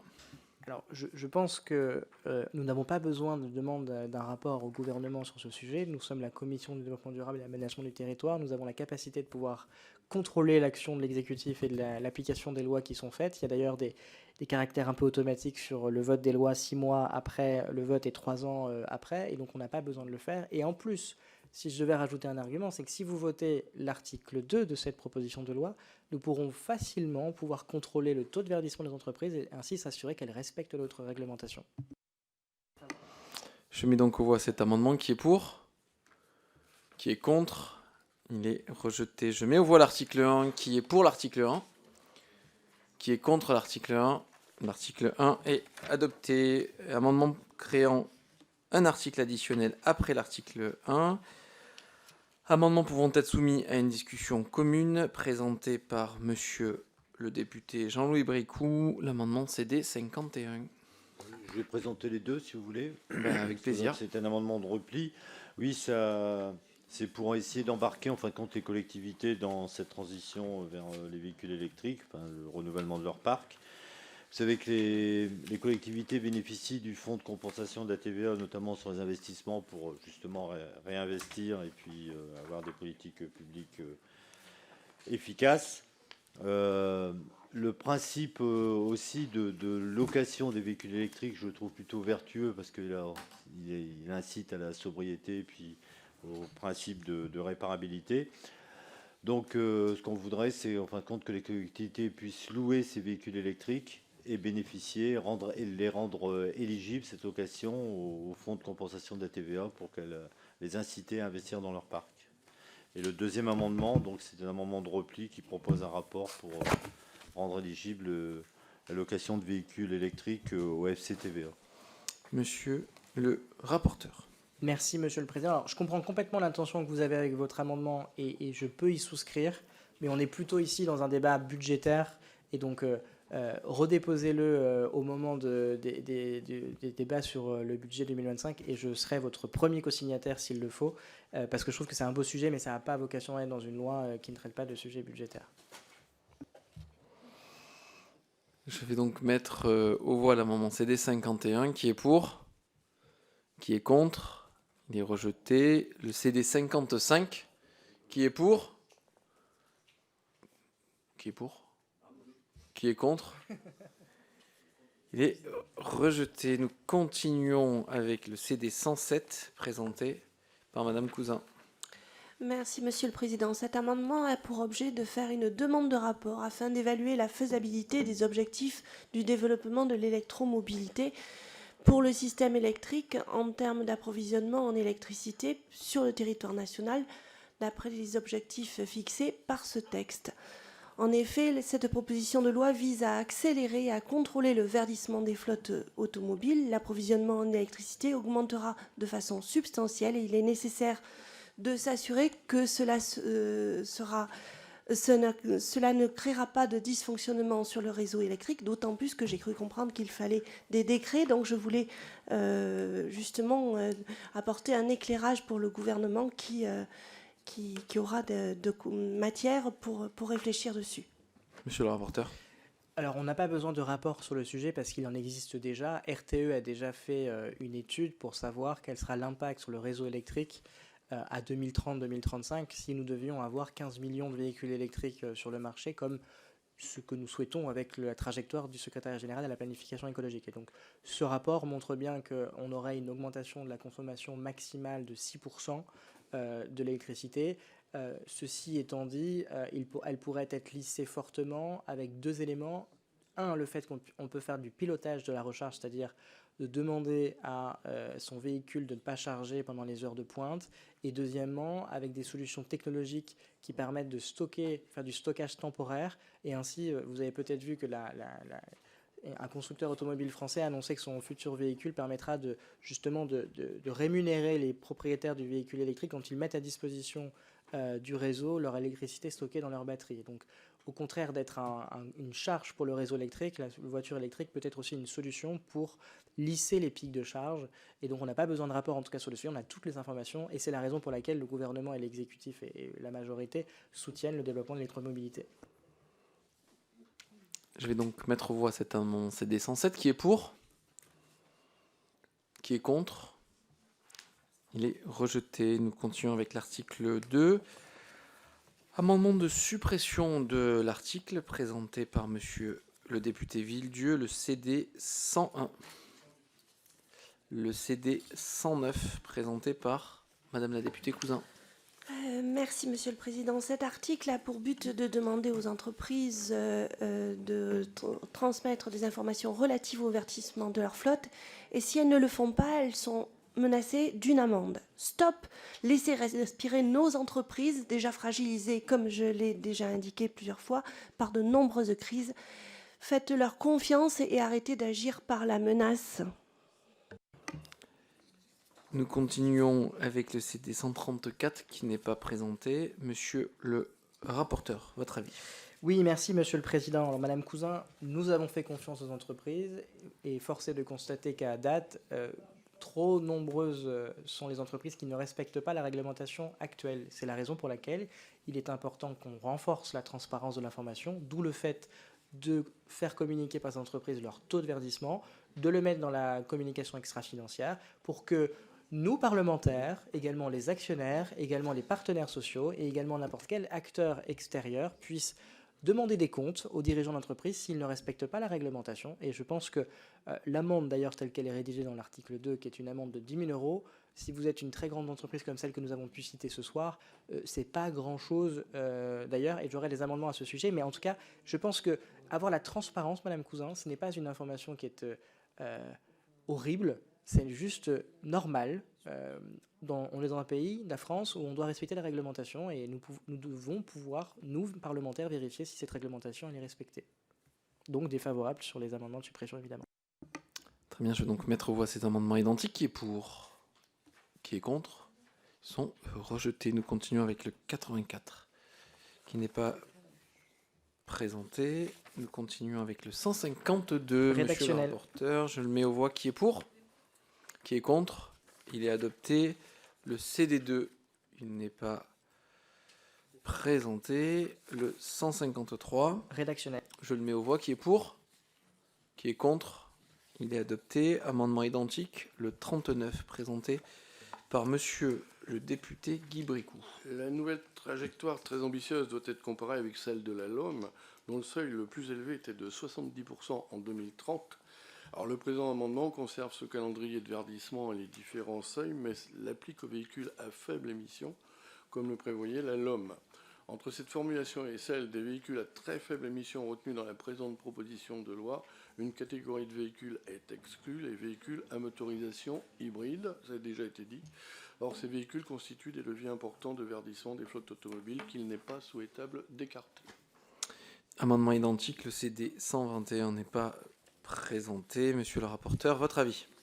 Oui, donc là, on ne parle pas d'objectif de verdissement, on parle juste de la transparence. Et donc, on intègre le pourcentage de verdissement au global qui est cohérent avec l'article 1. Et puisque l'article 1 a été retenu avec les véhicules très faible émission, il est cohérent de garder les véhicules très faible émission, y compris sur l'article 2. Et donc, j'aurai un avis défavorable sur cet amendement. Je vais donc mettre aux voix le CD 39 qui est pour, qui est contre. Il est rejeté. Nous continuons avec le CD 15. Madame la députée Givernet. Oui, merci Monsieur le Président, et je me permettrai de défendre également le CD 16 puisque c'est dans la même veine. Cet amendement permet de faire un retour en fait sur les moyens d'allègement de la flotte qui est mise en œuvre. Donc, si il y a une volonté de pouvoir démontrer que le parc est trop lourd, eh bien, ça permet de l'alléger. Et dans ces moyens d'allègement, il y a évidemment d'avoir des véhicules qui sont moins lourd, mais la possibilité aussi de retirer des véhicules de son parc pour pouvoir coller à mieux aux besoins. Et l'amendement CD 16 vient également rendre compte de la masse en ordre de marche moyenne des véhicules qui ont été renouvelés durant l'année précédente. Je vous remercie. Merci, monsieur le rapporteur. Oui, pour les mêmes raisons que pour l'article 1, pardon, j'aurais un avis défavorable pour qu'on puisse retravailler en vue de la séance sur ces sujets-là, pour prendre en compte le poids des flottes automobiles dans les trajectoires des entreprises. Merci, je retire et le reproposerai au moment de... Vous retirez les deux amendements? Je retire les deux amendements, Très bien. merci. Le CD 29 n'est pas présenté. Le CD 154, monsieur le rapporteur? Rédactionnel. Je le mets aux voix. Qui est pour? Qui est contre? Il est adopté. Le 155. Également. Même avis, même vote. Nous continuons avec le 49 et l'entrée théâtrale du député Jean-Louis Bricout. Monsieur le rapporteur. Alors, sauf erreur de ma part, nous n'avons pas intégré de trajectoire de verdissement pour les flottes de l'État à l'article 1, et donc par voie de cohérence, ça me semble logique de ne pas adopter votre amendement. Donc, demande de retrait ou défavorable. Voilà qui fait réagir le député Jean-Louis Bricout. Je vous en prie. Oui, non, vous avez mais la on parole. a besoin quand même d'informations de la part des collectivités sur l'état de leur parc et l'avancement de leur parc vers l'électrique. Donc, c'est cette obligation qui permettrait d'avoir ces bonnes informations. Sans, monsieur, c'est très bien. Juste, c'est notre travail aussi de parlementaire de pouvoir de demander des comptes, en tout cas à l'État, pour ce qu'il en est du verdissement des flottes de l'État. Et pour les collectivités territoriales, c'est sûr que c'est peut-être une information plus difficile à calculer, en ayant à l'esprit que pour les collectivités locales, les trajectoires sont beaucoup moins importantes que pour l'État et que les entreprises. Monsieur le député. Et si elle ne le donne pas? Voilà une question qui a été posée par monsieur le député. Monsieur le rapporteur. Alors, j'ai une information complémentaire, c'est que les collectivités territoriales plus l'État sont déjà soumis à une obligation de déclaration. Et donc, je pense qu'il faudrait que nous demandions au ministère, à la DGEC, des informations sur quelles sont les informations qu'ils ont collectées. Et donc, on n'a pas forcément besoin de rajouter une disposition, puisque c'est déjà possible, même si, effectivement, nous n'avons pas d'informations à ce stade, donc il faut qu'on le demande au ministère. Je vais donc mettre aux voix cet amendement CD 49. Qui est pour? Qui est contre? Il est rejeté. Nous continuons avec le 56. Rédactionnel. 156 qui est rédactionnel. Je mets aux voix qui est pour, qui est contre. Il est adopté. Nous continuons avec le CD3 qui n'est pas présenté. Le CD 58 présenté par le député Carrière. Merci, Monsieur le Président. Par cet amendement, nous souhaitons mettre fin à l'inaction climatique en matière de bifurcation automobile du secteur de ces grandes entreprises. Elles ont depuis 2019 et la loi LOM l'obligation de transmettre un reporting de la composition de leur flotte automobile pour ainsi en mesurer le verdissement. Et si elles ne le font pas, alors pour l'instant, aucune sanction, c'est aberrant. En l'état de cette proposition de loi, il est bien plus avantageux pour une entreprise de ne pas transmettre les données en question et de s'acquitter d'une faible amende de 10 000 € plutôt que de devoir contribuer à hauteur de plusieurs milliers d'euros par véhicule manquant. L'obligation de transmission d'informations proposée à cet article ne serait donc qu'un objectif de principe. Nous sommes contre l'inaction. Cet amendement a donc vocation à inciter fortement les entreprises concernées à être transparentes comme l'exige la loi depuis 2019. Je vous remercie. Monsieur le rapporteur, votre avis? Oui, je partage votre intention sur le montant de la sanction qui effectivement aujourd'hui n'est pas tout à fait à la hauteur en fonction de la taille de l'entreprise, parce qu'effectivement, je prends ma part puisque c'est moi qui ai rédigé cette proposition de loi, mais le montant de 10 000 €, il est forfaitaire, et du coup si vous êtes une petite entreprise, en tout cas une entreprise, les petites entreprises ne sont pas concernées parce qu'il faut déjà avoir une flotte de 200 entreprises, mais 200 véhicules, mais disons une ETI, ça peut paraître beaucoup, alors que si vous êtes une grande entreprise du CAC 40, c'est sûr que ça paraît peu. Donc j'aurai un amendement qui arrive un peu après le 168, où je revois ce montant de cette sanction. Là où vous proposez 10% qui me semble extrêmement important et un peu dilatoire, oui, mais là on parle juste de la transparence de l'information, on ne parle pas de la sanction pour le non-respect du manque de véhicules, donc ça me semble aller un peu trop loin. Et donc j'ai une sanction qui est beaucoup plus raisonnable, qui est de 0,1% du chiffre d'affaires. Sachant que j'ai fixé ce 0,1% de manière arbitraire, on pourrait l'abaisser si on considère que c'est encore un peu trop. Mais en tout cas, voilà, je pense que 10%, c'est vraiment trop fort. C'est même plus que les sanctions pour non-respect de cette obligation de verdissement. Donc voilà, ça ne me paraît pas raisonnable d'aller aussi loin. Donc défavorable. Monsieur Carrière, dans le rapport de 1 à 100 entre le rapporteur et le député. Non, mais les 10%, effectivement, c'est important, mais c'est dissuasif. Et comme toutes les entreprises vont transmettre le reporting, ben, du coup, il n'y aura personne qui va payer les 10%. Donc, c'est vraiment pour dissuader les entreprises et les obliger à faire le reporting. Je vais donc mettre aux voix cet amendement CD 58. Qui est pour? Qui est contre? Il est rejeté. Nous continuons avec le 157, monsieur le rapporteur. Rédactionnel. Je le mets aux voix. Qui est pour? Qui est contre? Il est adopté. Le CD 168, le fameux 0,1%. C'est ça, c'est le fameux 1% de LFI. Donc effectivement, voilà, amendement pour mettre à jour la sanction pour que ce soit 0,1% du chiffre d'affaires. Je le mets... oui, monsieur Le Seul. Oui, je ne veux pas faire offense au rapporteur sur l'effet de 1 à 100 par rapport à la proposition précédente. Mais cela dit, 0,1% est un peu faible, monsieur le rapporteur. Je pense que c'est un peu faible. Je me permets de l'exprimer. Très bien, je vais donc le mettre aux voix. Qui est pour? Qui est contre? Il est adopté. Je mets aux voix l'article 2. Qui est pour? Qui est contre? L'article 2 est adopté. Nous continuons avec un article additionnel après l'article 2. Amendements pouvant être soumis à une discussion commune. Le CD 169, monsieur le rapporteur.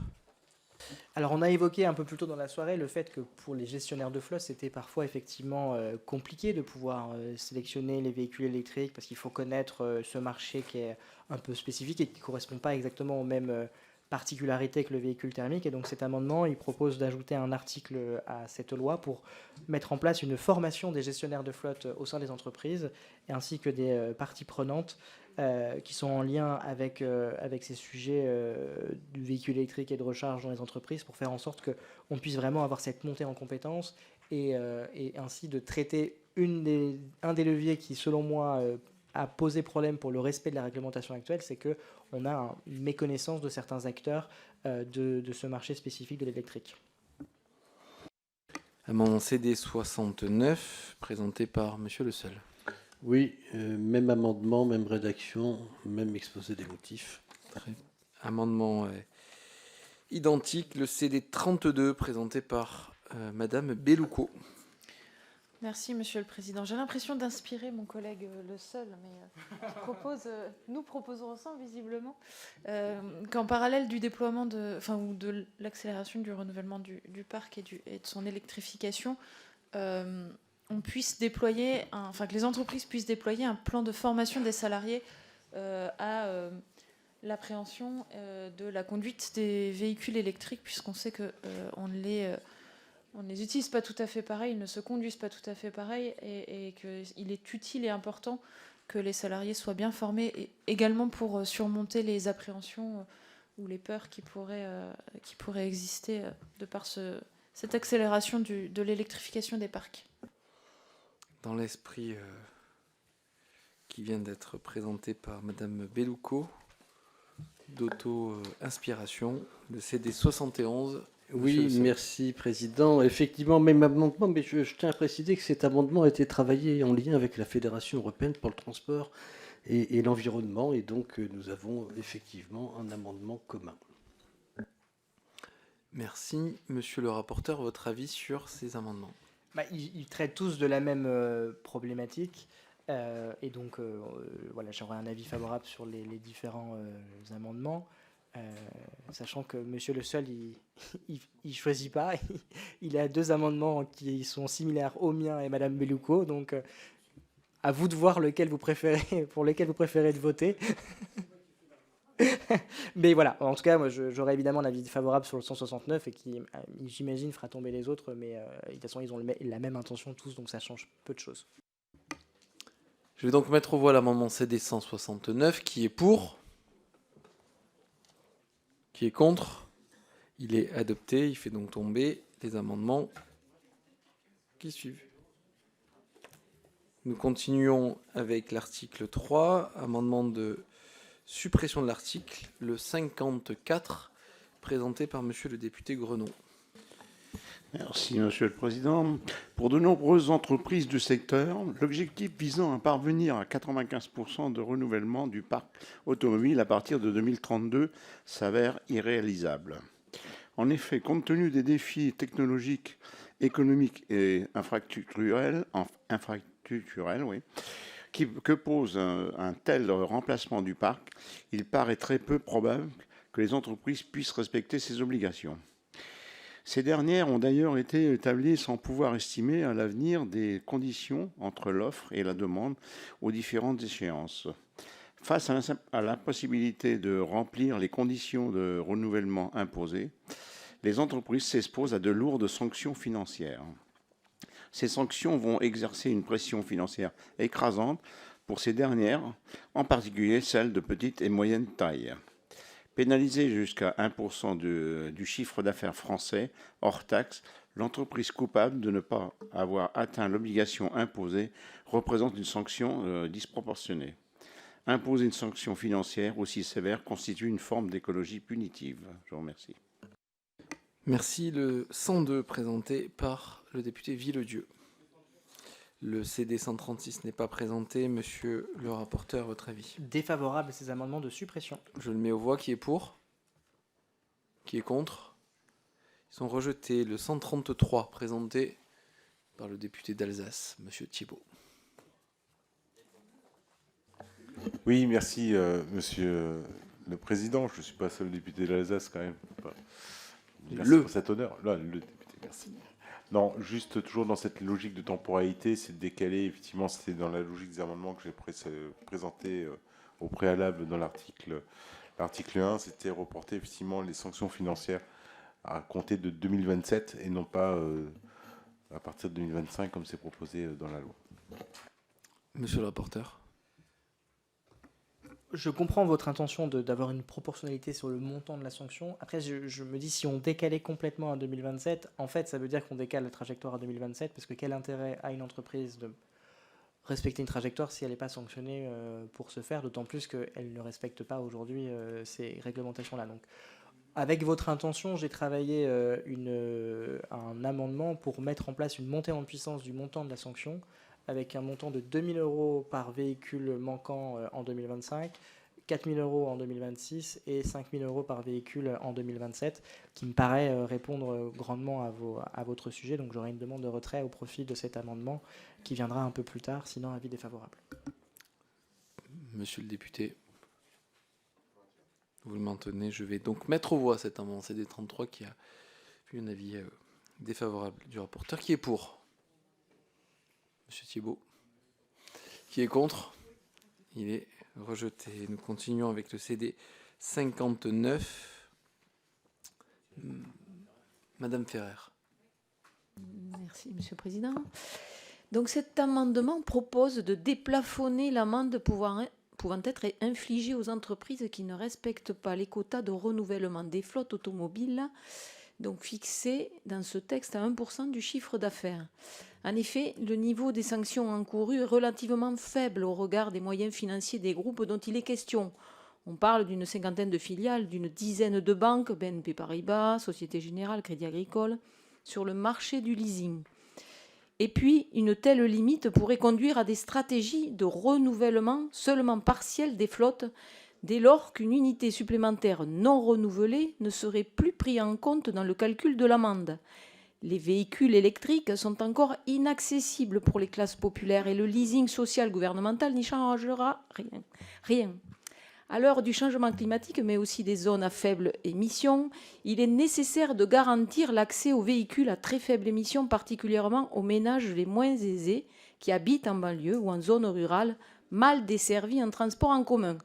Les entreprises les mieux dotées financièrement et qui ont le plus grand pouvoir d'action sur les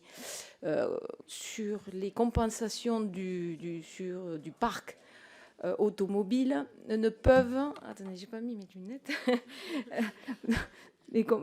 Alors, je reprends. Les entreprises les mieux dotées financièrement et qui ont le plus grand pouvoir d'action sur la composition du parc automobile ne peuvent s'exonérer de leurs obligations. Merci. Monsieur le rapporteur. Pour les mêmes raisons qu'il a émis tout à l'heure en parlant de l'amendement sur le reportage, j'aurai un avis défavorable. Je mets aux voix. Qui est pour? Qui est contre? Il est rejeté. Nous continuons avec le 158, monsieur le rapporteur. Je le mets aux voix. Qui est pour?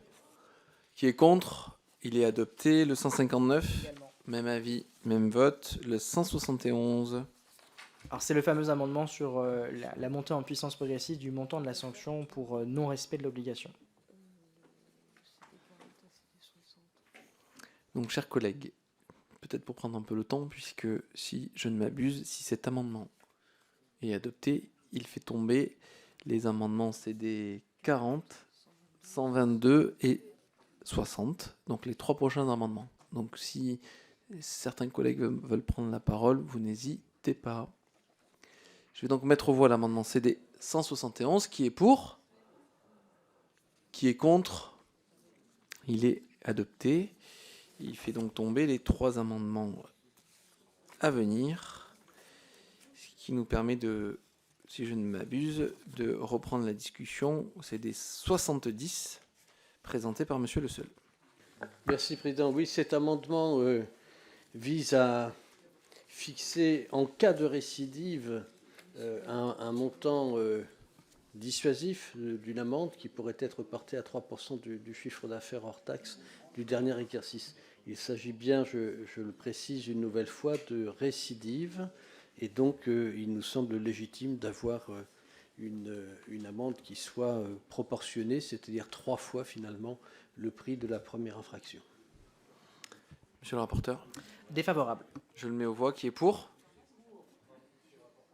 Qui est contre? Il est rejeté. Nous continuons avec le 135 qui n'est pas présenté. Amendements pouvant être soumis à une discussion commune. Amendement identique, le CD 10 qui n'est pas présenté. Nous continuons avec le CD 23 qui n'est pas présenté. Le CD 116 qui n'est pas présenté. Nous continuons avec le 44 pas présenté. Le 41 présenté par Madame la députée Beauvois. Merci, Monsieur le Président. Donc, la location de courte durée automobile repose sur un modèle qui est caractérisé par un taux d'usage de chaque véhicule beaucoup plus élevé par rapport à un véhicule personnel et par un renouvellement régulier des flottes à un rythme de 2 fois par an, soit 6 mois contre 36 mois en moyenne pour le reste des entreprises. Par ailleurs, le renouvellement des flottes de véhicules destinés à la location de courte durée se heurte à des difficultés non négligeables et que le présent amendement entend prendre en compte. Une première difficulté, d'une part, liée à la demande, puisque le taux de location des véhicules électriques est inférieur d'un tiers à celui des véhicules thermiques. Des difficultés, d'autre part, liées à la différence de coût d'achat entre un véhicule électrique et un véhicule thermique. Un véhicule électrique est en moyenne vendu 40% plus cher que son équivalent thermique. La trajectoire imposée par la loi climat et résilience est très exigeante et les objectifs visés très ambitieux. Aussi, le renforcement de ces objectifs, couplé à l'instauration de sanctions, semble déconnecté des réalités de nos entreprises et des difficultés qu'elles rencontrent actuellement en tout cas. Une telle décision aurait donc pour double conséquence un coût porté à l'activité des loueurs, avec à la clé des disparitions d'emplois et d'entreprises, d'autre part un ralentissement du verdissement des flottes, du fait de l'impact des sanctions sur la trésorerie des acteurs des filières.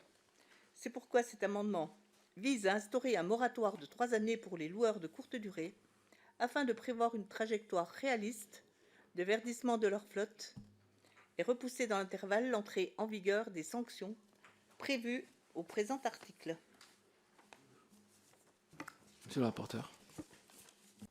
Merci Madame Brulebois pour votre amendement. Donc, nous avons adopté précédemment une trajectoire spécifique pour les loueurs de courte durée qui, pour rappel, commence à 5% en 2025, 10% en 2026, 15% en 2027, avec une clause de revoyure en 2027 pour discuter justement avec les acteurs et voir quelle est la trajectoire pour l'après, ce qui me permet, ce qui selon moi répond vraiment à votre amendement, auquel je rajoute ce que nous venons tout juste d'adopter sur la montée en puissance progressive du montant de la sanction qui, ne correspond pas évidemment à un moratoire, mais qui permet en tout cas d'intégrer ces problématiques pour les acteurs de la location de courte durée qui ne respecteraient pas éventuellement leurs obligations dans les premières années, compte tenu de la difficulté que ça pourrait représenter pour eux, même si je pense que les 5%, ça correspond grosso modo à la part des achats électriques qu'ils font déjà, donc c'est pas pour la première année, c'est raisonnable. Donc voilà, j'aurais un avis défavorable pour votre amendement.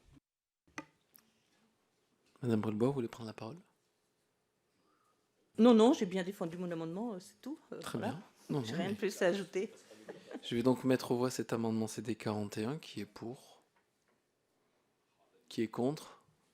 Il est rejeté, après avoir été vaillamment défendu. Amendements pouvant être soumis à une discussion commune. Amendement identique. Madame Brulebois, la parole est à vous. Alors, les sociétés de location, comme toute entreprise, sont amenées à gérer directement ou indirectement un parc de véhicules dont l'usage est destiné à leurs propres salariés et collaborateurs. Pour ce parc, il est cohérent que chaque entreprise suive les trajectoires de verdissement prévues par la loi. Cet amendement vise donc à préciser que le champ des obligations de l'article L224-10 du Code de l'environnement s'applique aux entreprises pour la part de véhicules dont l'usage est destiné à ses propres salariés et collaborateurs et dont elle a ainsi la maîtrise, tout en responsabilisant les entreprises utilisatrices, quel que soit leur secteur d'activité. Merci. L'amendement CD 125 n'est pas présenté. Dans cette discussion commune, il y a aussi le CD 91 qui n'est pas présenté. Monsieur le rapporteur, votre avis? Pour les mêmes raisons que la discussion précédente, avis défavorable. Je mets donc aux voix cet amendement CD 48. Qui est pour? Qui est contre? Il est rejeté. Nous continuons avec le 85 qui n'est pas présenté. Le 36, pas présenté. Je mets aux voix l'article 3. Qui est pour l'article 3? Qui est contre l'article 3? L'article 3 est adopté. Nous venons donc à l'article 4. Amendement de suppression de l'article présenté par le député Guy Bricout. Oui, je propose de supprimer cet article. En effet, cet amendement vise à revenir sur la restriction imposée aux entreprises qui n'atteindraient pas les seuils exigés par la présente proposition de loi. En effet, seules les entreprises françaises seraient soumises à l'exigence des 95% à partir de 2032. Dès lors, il s'agit d'un critère discriminant qui serait une atteinte à l'économie française dans un cadre concurrentiel qu'est l'Union européenne d'une part, et d'autre part, cet article contrevient au principe de l'Union européenne et de la directive sur la passation des marchés publics. En d'autres termes, c'est affaiblir les entreprises françaises face à leurs concurrents européens. Merci. Le CD 103, Monsieur Villedieu. Le CD 111, présenté par Madame la députée Cousin. Oui, merci. Cet article prévoit une restriction d'accès au marché public pour les entreprises ne respectant pas les objectifs fixés par cette proposition de loi. C'est très grave pour nos entreprises. Imposer une restriction d'accès au marché public pour celles qui ne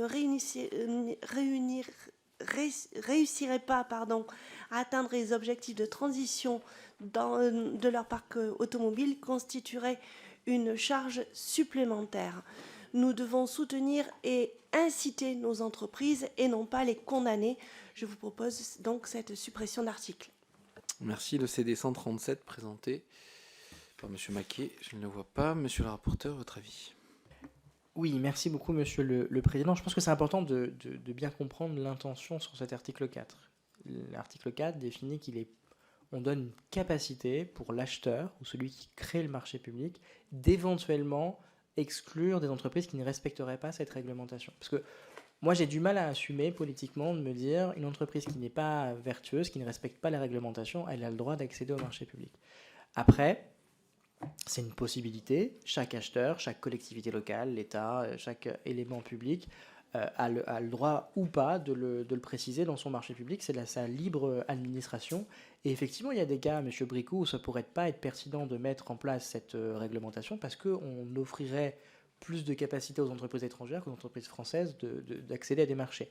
Dans d'autres cas, ça peut être pertinent parce qu'on a envie justement de ne pas qu'une entreprise qu'on n'a pas envie qu'elle réponde pour l'exclure, ça peut être utile d'avoir cet élément supplémentaire à l'esprit. Et donc je serais défavorable à cette série d'amendements de suppression. Monsieur Bricou. Oui, vous ne pensez pas que cette sanction est très grave? Moi, je rejoins les autres intervenants. Interdire l'accès au marché public parce qu'on n'a pas respecté à quel niveau, hein, on peut faire tout. Peut exclure. Peut exclure, ça veut dire je peux ou je peux pas faire. Donc, non mais c'est dramatique. Une entreprise peut très bien exclure d'un marché public. Que celle qui ne respecte pas la réglementation. Oui. Mais à quel niveau? À quel niveau? Moi, je trouve ça vraiment dommageable. Monsieur Villieu. Moi, je m'interroge juste sur un point. Vous êtes prêt là, par cet article, en fait, à sanctionner les entreprises françaises qui ne respecteraient pas des normes qui ne sont pas encore applicables dans l'ensemble de l'Union européenne, c'est-à-dire de sanctionner les entreprises françaises principalement, alors que vous êtes contre, en fait, avoir des avantages fiscaux ou en tout cas un accès privilégié au marché public pour les entreprises françaises. Vous nous répétez sans cesse que ce n'est pas possible du fait de l'Union européenne, etc. Par contre, pour sanctionner, ça fonctionne. Je vais donc... Oui, monsieur... Non, mais là-dessus, monsieur Villieu, soyez bien assuré qu'il y a énormément de possibilités dans les marchés publics, dans les cahiers des charges, pour justement valoriser certaines entreprises plutôt que d'autres, mais sur des critères qui doivent être objectifs. Donc c'est à chaque cahier des charges de préciser, et notamment les clauses environnementales, les clauses sociales, les clauses d'emploi solidaires, c'est des éléments qui permettent de valoriser plutôt certaines entreprises que d'autres. Et donc là, dans la boîte à outils à disposition des collectivités pour les marchés publics, on en ajoute une qui est le respect du verdissement des flottes. C'est une possibilité parmi toutes celles qui sont disponibles. Après, c'est vrai qu'on a une difficulté, et ça fait des années que la majorité présidentielle travaille sur cette thématique-là, pour faire en sorte que les collectivités locales se saisissent plus des capacités offertes par la commande publique pour faire le tri entre ce qui est possible et ce qui n'est pas possible. Alors, monsieur Bricou, madame Cousin. Par exemple, une collectivité qui passe un marché public, comment la collectivité saura-t-elle que l'entreprise n'a pas respecté le verdissement de sa flotte? Qui va le dire? À qui elle va s'adresser pour savoir? Et puis moi, j'ai peur que de la subjectivité dans les décisions qui seront prises dans ce domaine. Madame Cousin. Moi, je pense que vous n'avez pas tiré les conclusions de la crise que l'on a connue avec les agriculteurs et que l'on connaît encore. Ils reprochaient qu'il y avait trop de normes. Là, j'ai l'impression que vous voulez encore mettre des normes encore plus contraignantes que celles qui pourront un jour être imposées à l'Europe. Donc, je n'en vois pas l'utilité. C'est une concurrence déloyale. Je vais donc mettre aux voix ces amendements identiques. Qui est pour? Qui est contre? Ces amendements sont rejetés. Nous continuons avec le CD 61 présenté par madame Ferrer. Merci, Monsieur le Président. Donc, par cet amendement, nous proposons de mettre dans la loi l'exclusion de la commande publique pour les entreprises ne respectant pas leurs obligations. Une exclusion de plein droit et non une exclusion à l'appréciation de l'acheteur public ou de l'autorité concédante. Cela constituerait une avancée notable, notamment au regard des faibles montants d'amende proposés en tant que sanctions qui ne sont absolument pas contraignantes et faiblement incitatives. La commande publique est un outil qui pèse pour les grands groupes du secteur du bâtiment et travaux publics, notamment ceux intéressés à l'obtention de concessions autoroutières, mais aussi pour des entreprises de location longue durée qui souhaiteraient fournir l'État, ses établissements publics ou des collectivités. Ainsi, la commande publique est un outil à la main de la puissance publique pour contraindre ces entreprises hors la loi à s'y conformer. Merci. Monsieur le rapporteur, votre avis? Oui, par voie de cohérence avec ce que j'expliquais tout à l'heure, je pense que c'est important de le laisser sous la forme d'une possibilité et pas d'un caractère automatique. Et donc j'aurai un avis défavorable. Je le mets aux voix. Qui est pour? Qui est contre? Il est rejeté. Nous continuons avec le CD 161, monsieur le rapporteur. Rédactionnel. Je le mets aux voix. Qui est pour? Qui est contre? Il est adopté. Nous continuons avec le 162. Alors, le 18 a été retiré, effectivement. Le 162. Rédactionnel. Même avis, même vote. Le 163, même avis, même vote. Amendements pouvant être soumis à une discussion commune. Amendement identique. Le CD 11 n'est pas présenté. De même, le CD 27. Le CD 117 aussi, pas présenté. Le CD 37 n'est pas présenté. Le 43, heureusement que Madame Brulebois est là pour présenter les amendements de cette discussion commune. Madame Brulebois, la parole est à vous. Alors attendez, attendez, on va essayer là. Comme je le disais tout à l'heure, la trajectoire imposée par la loi climat et résilience est très ambitieuse et d'ores et déjà difficilement atteignable par les entreprises, et surtout le secteur de la location de courte durée. Aussi, le renforcement des objectifs couplé à l'instauration de sanctions semble déconnecté des réalités que vivent actuellement nos entreprises. D'autre part, on donne un signal, on donne des signaux contradictoires. Quant au vote contre les PFAS, donc contre le PVDF qui est nécessaire aux batteries, et quand le président de la République a dit qu'il allait relocaliser la production de batteries en France et qu'on vote contre le PVDF, donc contre les entreprises qui fabriquent en France ces batteries, et qu'en même temps on veut accélérer les véhicules électriques et les batteries électriques, ça veut dire qu'on va les importer encore plus vite de Chine. Donc voilà, je trouve qu'on donne des messages contradictoires et que c'est bien dommage. Monsieur le rapporteur. Je partage pleinement votre point de vue, Madame Brulebois, sur les messages contradictoires qu'il peut y avoir. Après, ce n'est pas tout à fait l'objet de votre amendement, si vous me permettez, qui était sur un moratoire de 3 ans sur les marchés publics, donc pour la même raison que pour le sujet précédent, d'autant plus qu'il n'y a pas de caractère obligatoire, mais que c'est un caractère volontariste des marchés publics. Je pense que votre amendement n'est pas nécessaire, donc ce sera une demande de retrait ou sinon défavorable. Je le mets aux voix. Je mets aux voix cet amendement CD 43, avis défavorable du rapporteur. Qui est pour? Qui est contre? Il est rejeté. Amendement pouvant être soumis à une discussion commune. Le E126 n'est pas présenté, de même que le 92. Je mets aux voix l'article, s'il vous plaît, chers collègues. Je mets aux voix l'article 4. Qui est pour l'article 4? Qui est contre l'article 4? Et adopter article additionnel après l'article 4, le CD 62, Monsieur Le Seul. Merci, Président. Avec cet article additionnel, nous souhaitons réaffirmer, bien sûr, le soutien de la filière industrielle automobile française. Et donc, nous proposons un amendement qui vise à intégrer pour les marchés afférents au renouvellement d'un parc automobile un bilan carbone du véhicule et de ses principales composantes afin de soutenir l'industrie automobile française et européenne. Il est effectivement proche, monsieur le rapporteur, des amendements que nous avons défendus précédemment. Monsieur le rapporteur. Oui, merci, Monsieur le Président. Effectivement, ça correspond au sujet qu'on a déjà étudié. Du coup, je vous ferai un peu la même réponse. On a adopté l'amendement 170 qui prend en compte l'éco-score et qui, à mon avis, répond mieux qu'une demande de rapport ou en tout cas cet amendement que vous proposez. Je vais donc mettre au voie cet amendement qui est pour, qui est contre, il est rejeté. Le CD 72 présenté par Monsieur Carrière. Merci, Monsieur le Président. À la France Insoumise, nous ne sommes pas pour la transformation du tout voiture en tout voiture électrique. Bien sûr, nous préférons les véhicules électriques aux thermiques, mais ce n'est pas notre cap. Il est urgent de bifurquer dans les mobilités et de massifier le recours au transport en commun. Partout où ils sont développés et efficaces, ils sont plébiscités. C'est du temps gagné, c'est du stress en moins, c'est de l'efficacité énergétique, c'est du gain d'espace et du progrès humain. Alors l'objet de cette loi n'est pas le développement massif des transports en commun et particulièrement du rail. Par contre, le sujet y est intimement lié.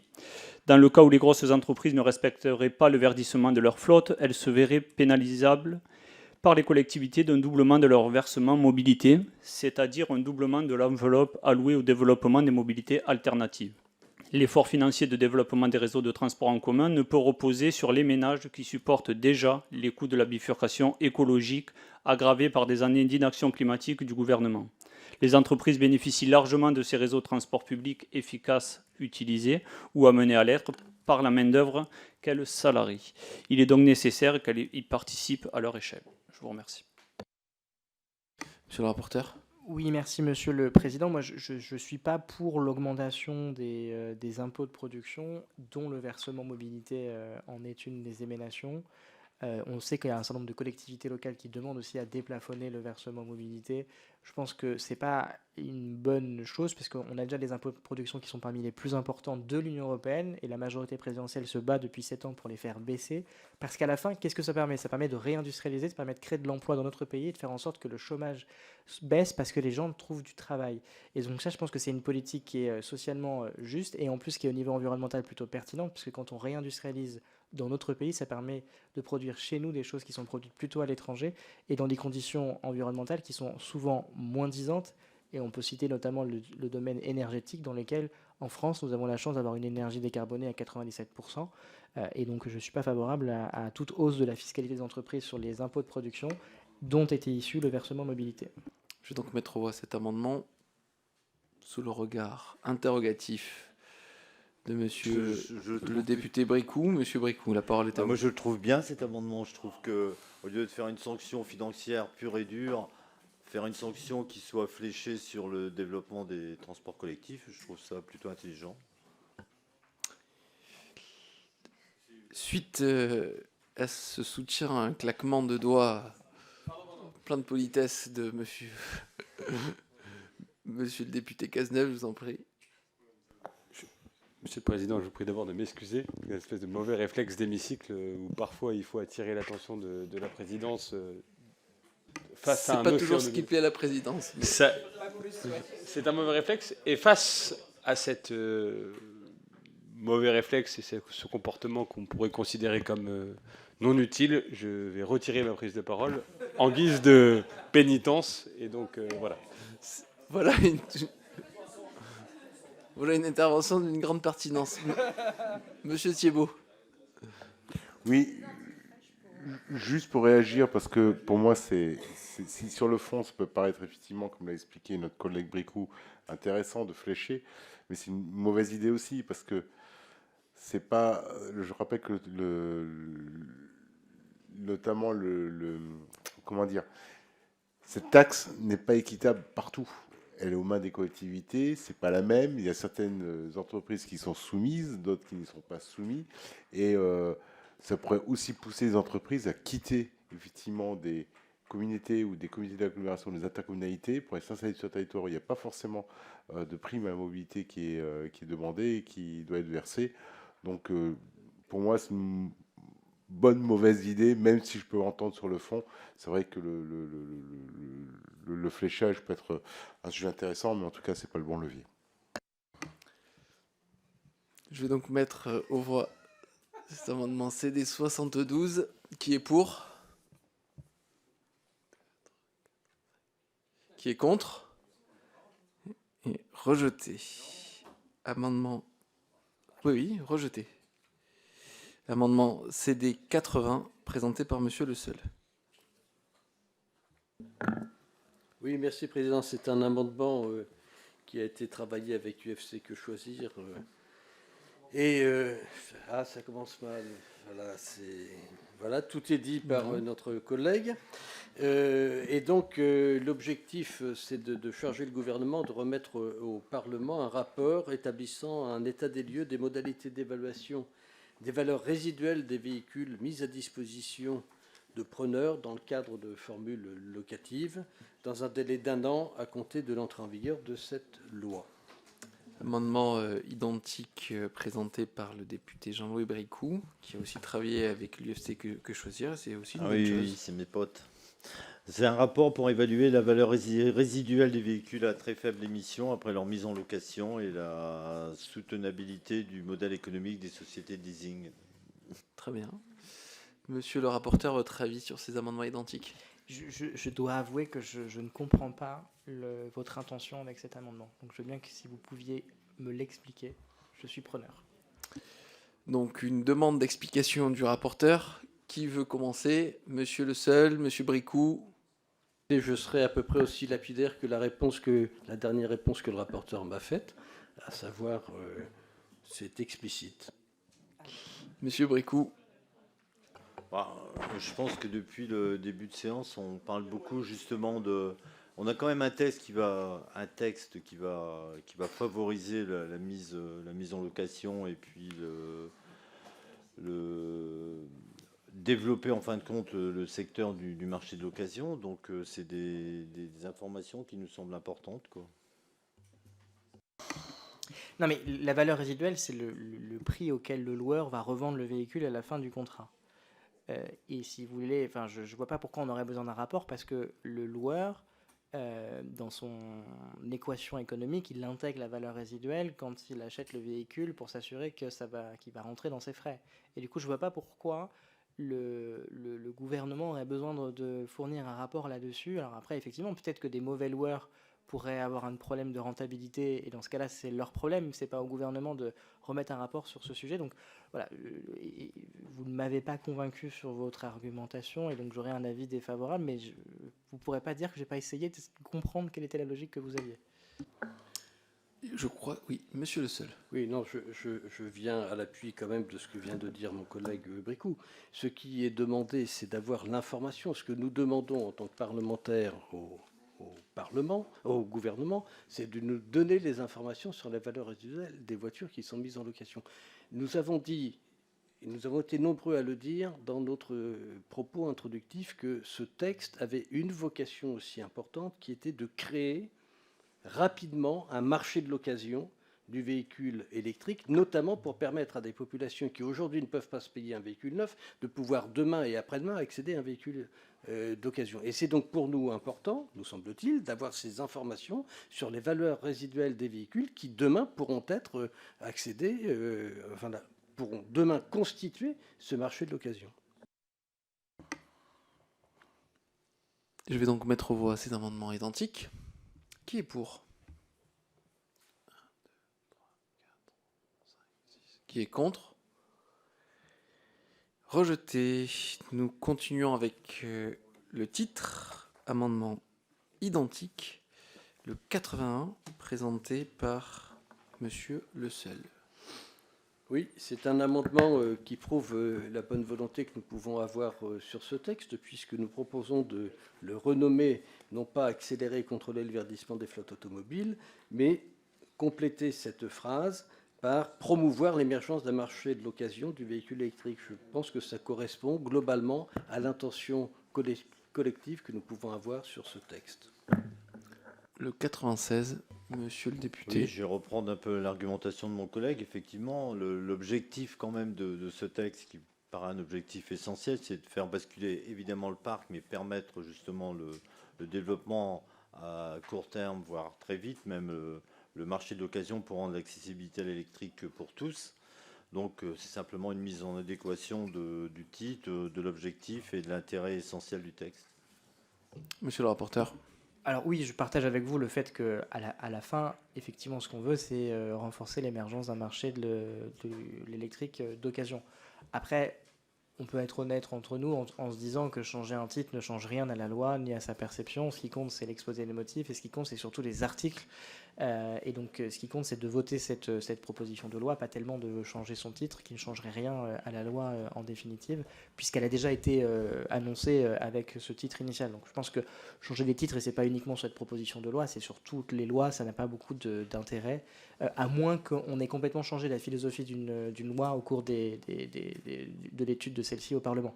Donc, j'aurai un avis défavorable sur ces deux amendements. Je mets aux voix ces amendements identiques. Qui est pour ? Qui est contre ? Alors, écoutez, on va refaire. Qui est pour ? 1, 2, 3, 4, 5, 6. Qui est contre ? 1, 2, 3, 4, 5, 6, 7. Rejeté. Chers collègues, je mets aux voix l'ensemble de la proposition de loi. Qui est pour ? Qui est contre ? Proposition de loi est adoptée. Chers collègues, nous nous retrouvons demain dans cette même salle pour l'audition de Pascal Berthaud, directeur général du CEREMA, sur l'accompagnement des territoires dans l'adaptation au changement climatique. À demain.